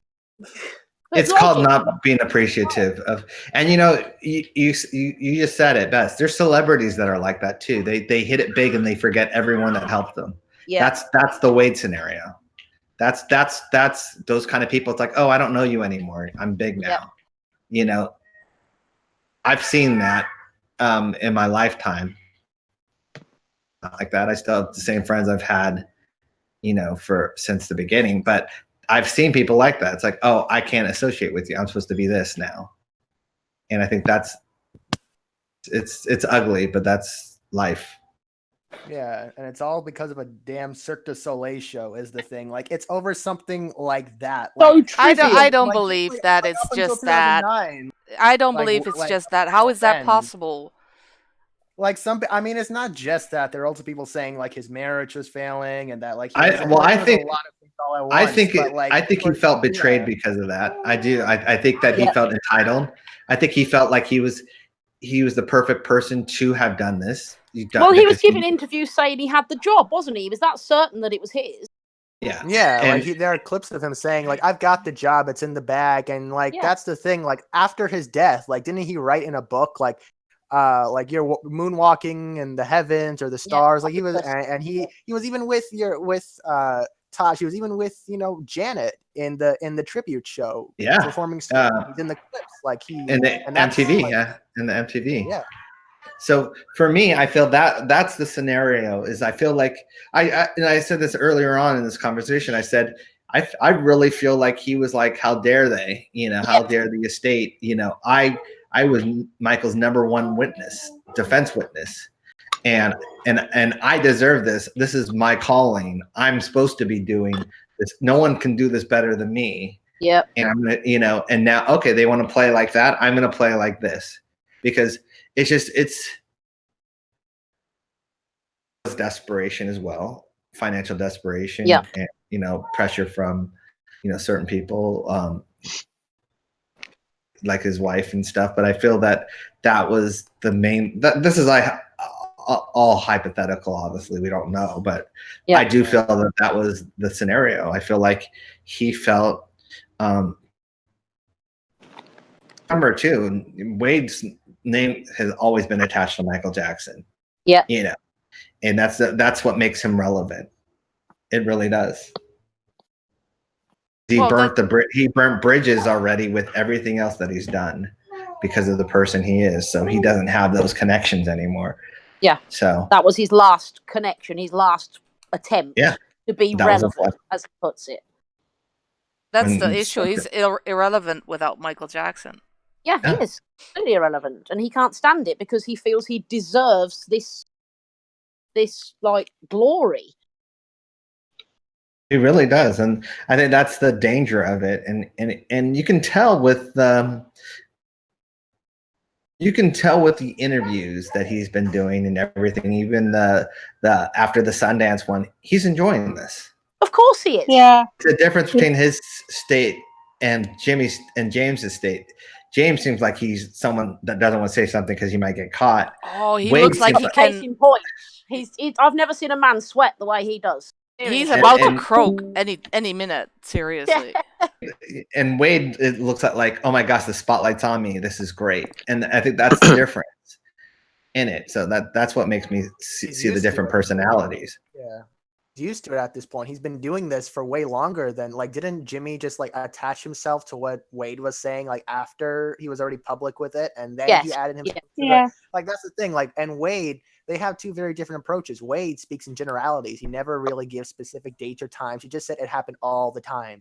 But Jimmy, who some people think is more credible for some reason, he's the one who gets into specifics. He gets into specifics and he screws himself over by saying, I was abused at a train station, which never existed. I was abused at Disney, which didn't exist at that point. Indiana Jones's bullwhip, he gave it to me. That never happened. Or this and that and the other. It's they're easily debunked, and I'm pretty sure that Wade is regretting at this point. But what's also a big danger, and I see that a lot.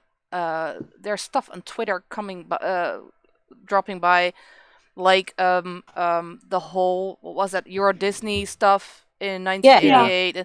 There's also a lot of facts, that everyone is retweeting, look at this, good proof, and it's not proof because it's not true. It comes from some kind of website. What is MJ Facts or mjmboys.com or something? Yeah. One of those hater sites, and it was never in any complaint or it was never in the documentary. It's because they don't want to look at the documentary, which I can understand, but be careful with what you tweet, because there's a lot of stuff that's not true. Check everything. Yeah. And that's what I've been having to do as well, is be very careful of those kind of scenarios.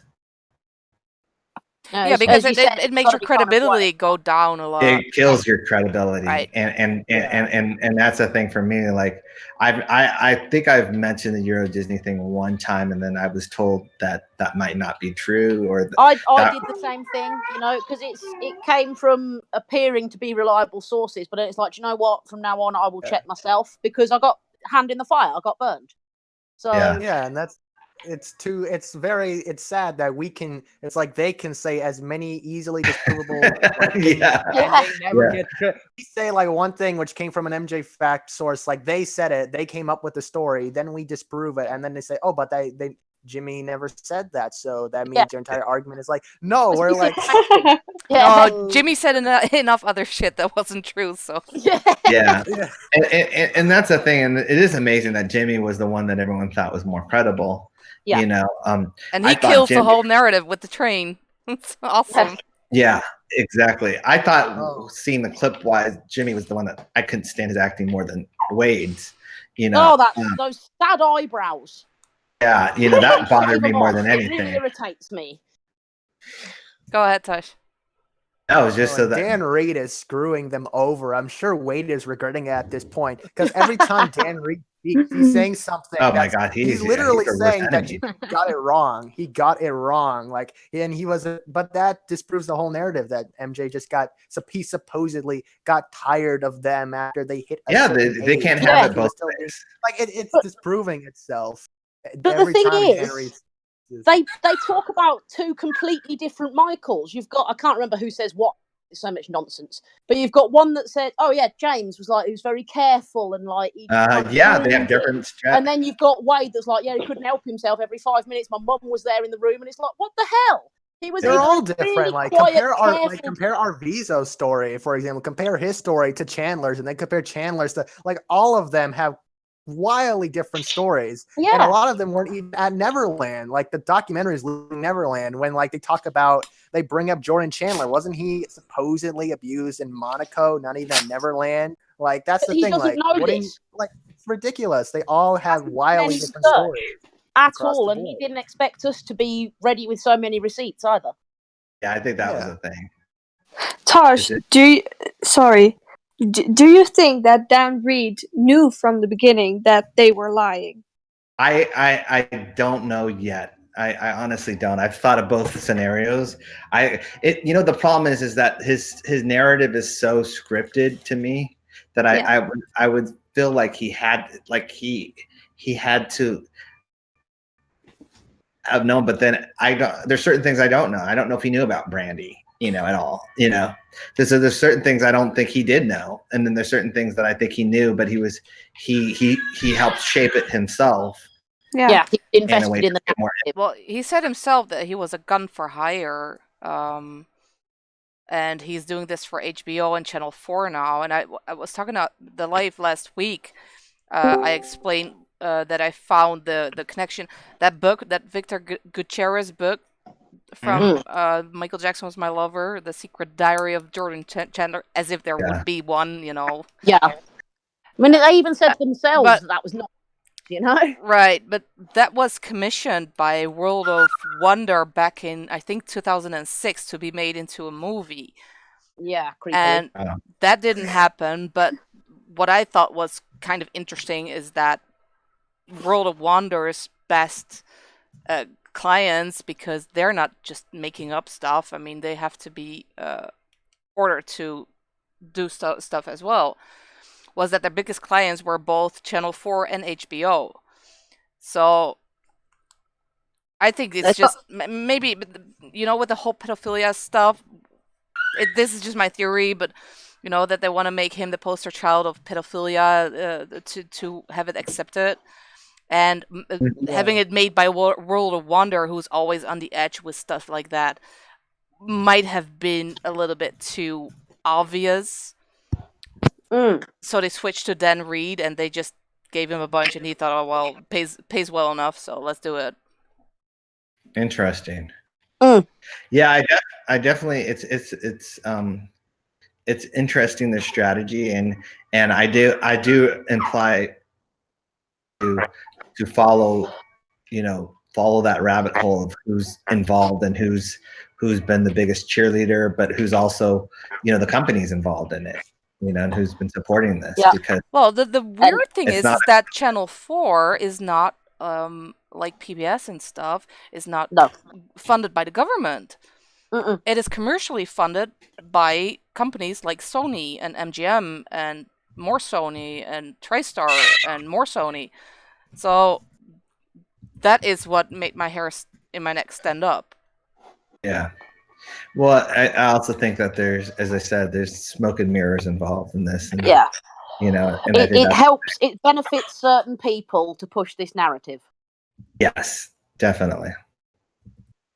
I do apologise. It's getting very late here, and I've got 4:30 get up in the morning. So I'm going to sign off. I think we all have to sign up because we've been online for 3 hours. Yeah. Oh my god. Well, my daughter's getting impatient too, as you can tell. She's starting to. Okay. Well, thank you, Tosh, for coming online for so long. Thank you. Thank you for defending your uncle. Thank you so much, Todd. And I am going to. Very important. Thank you. Thank you for being here. No, I want to thank you talking guys. with us. You really give us strength to do this. Oh, you guys do too. That's right. Please know that, and I've said that, but know that, like, and I'm trying to read as many comments and you know, I haven't gotten to everyone's stuff, but I am really trying. It's just now it's a little overwhelming, but I do see a lot, and I'm you know, so don't think that I'm not.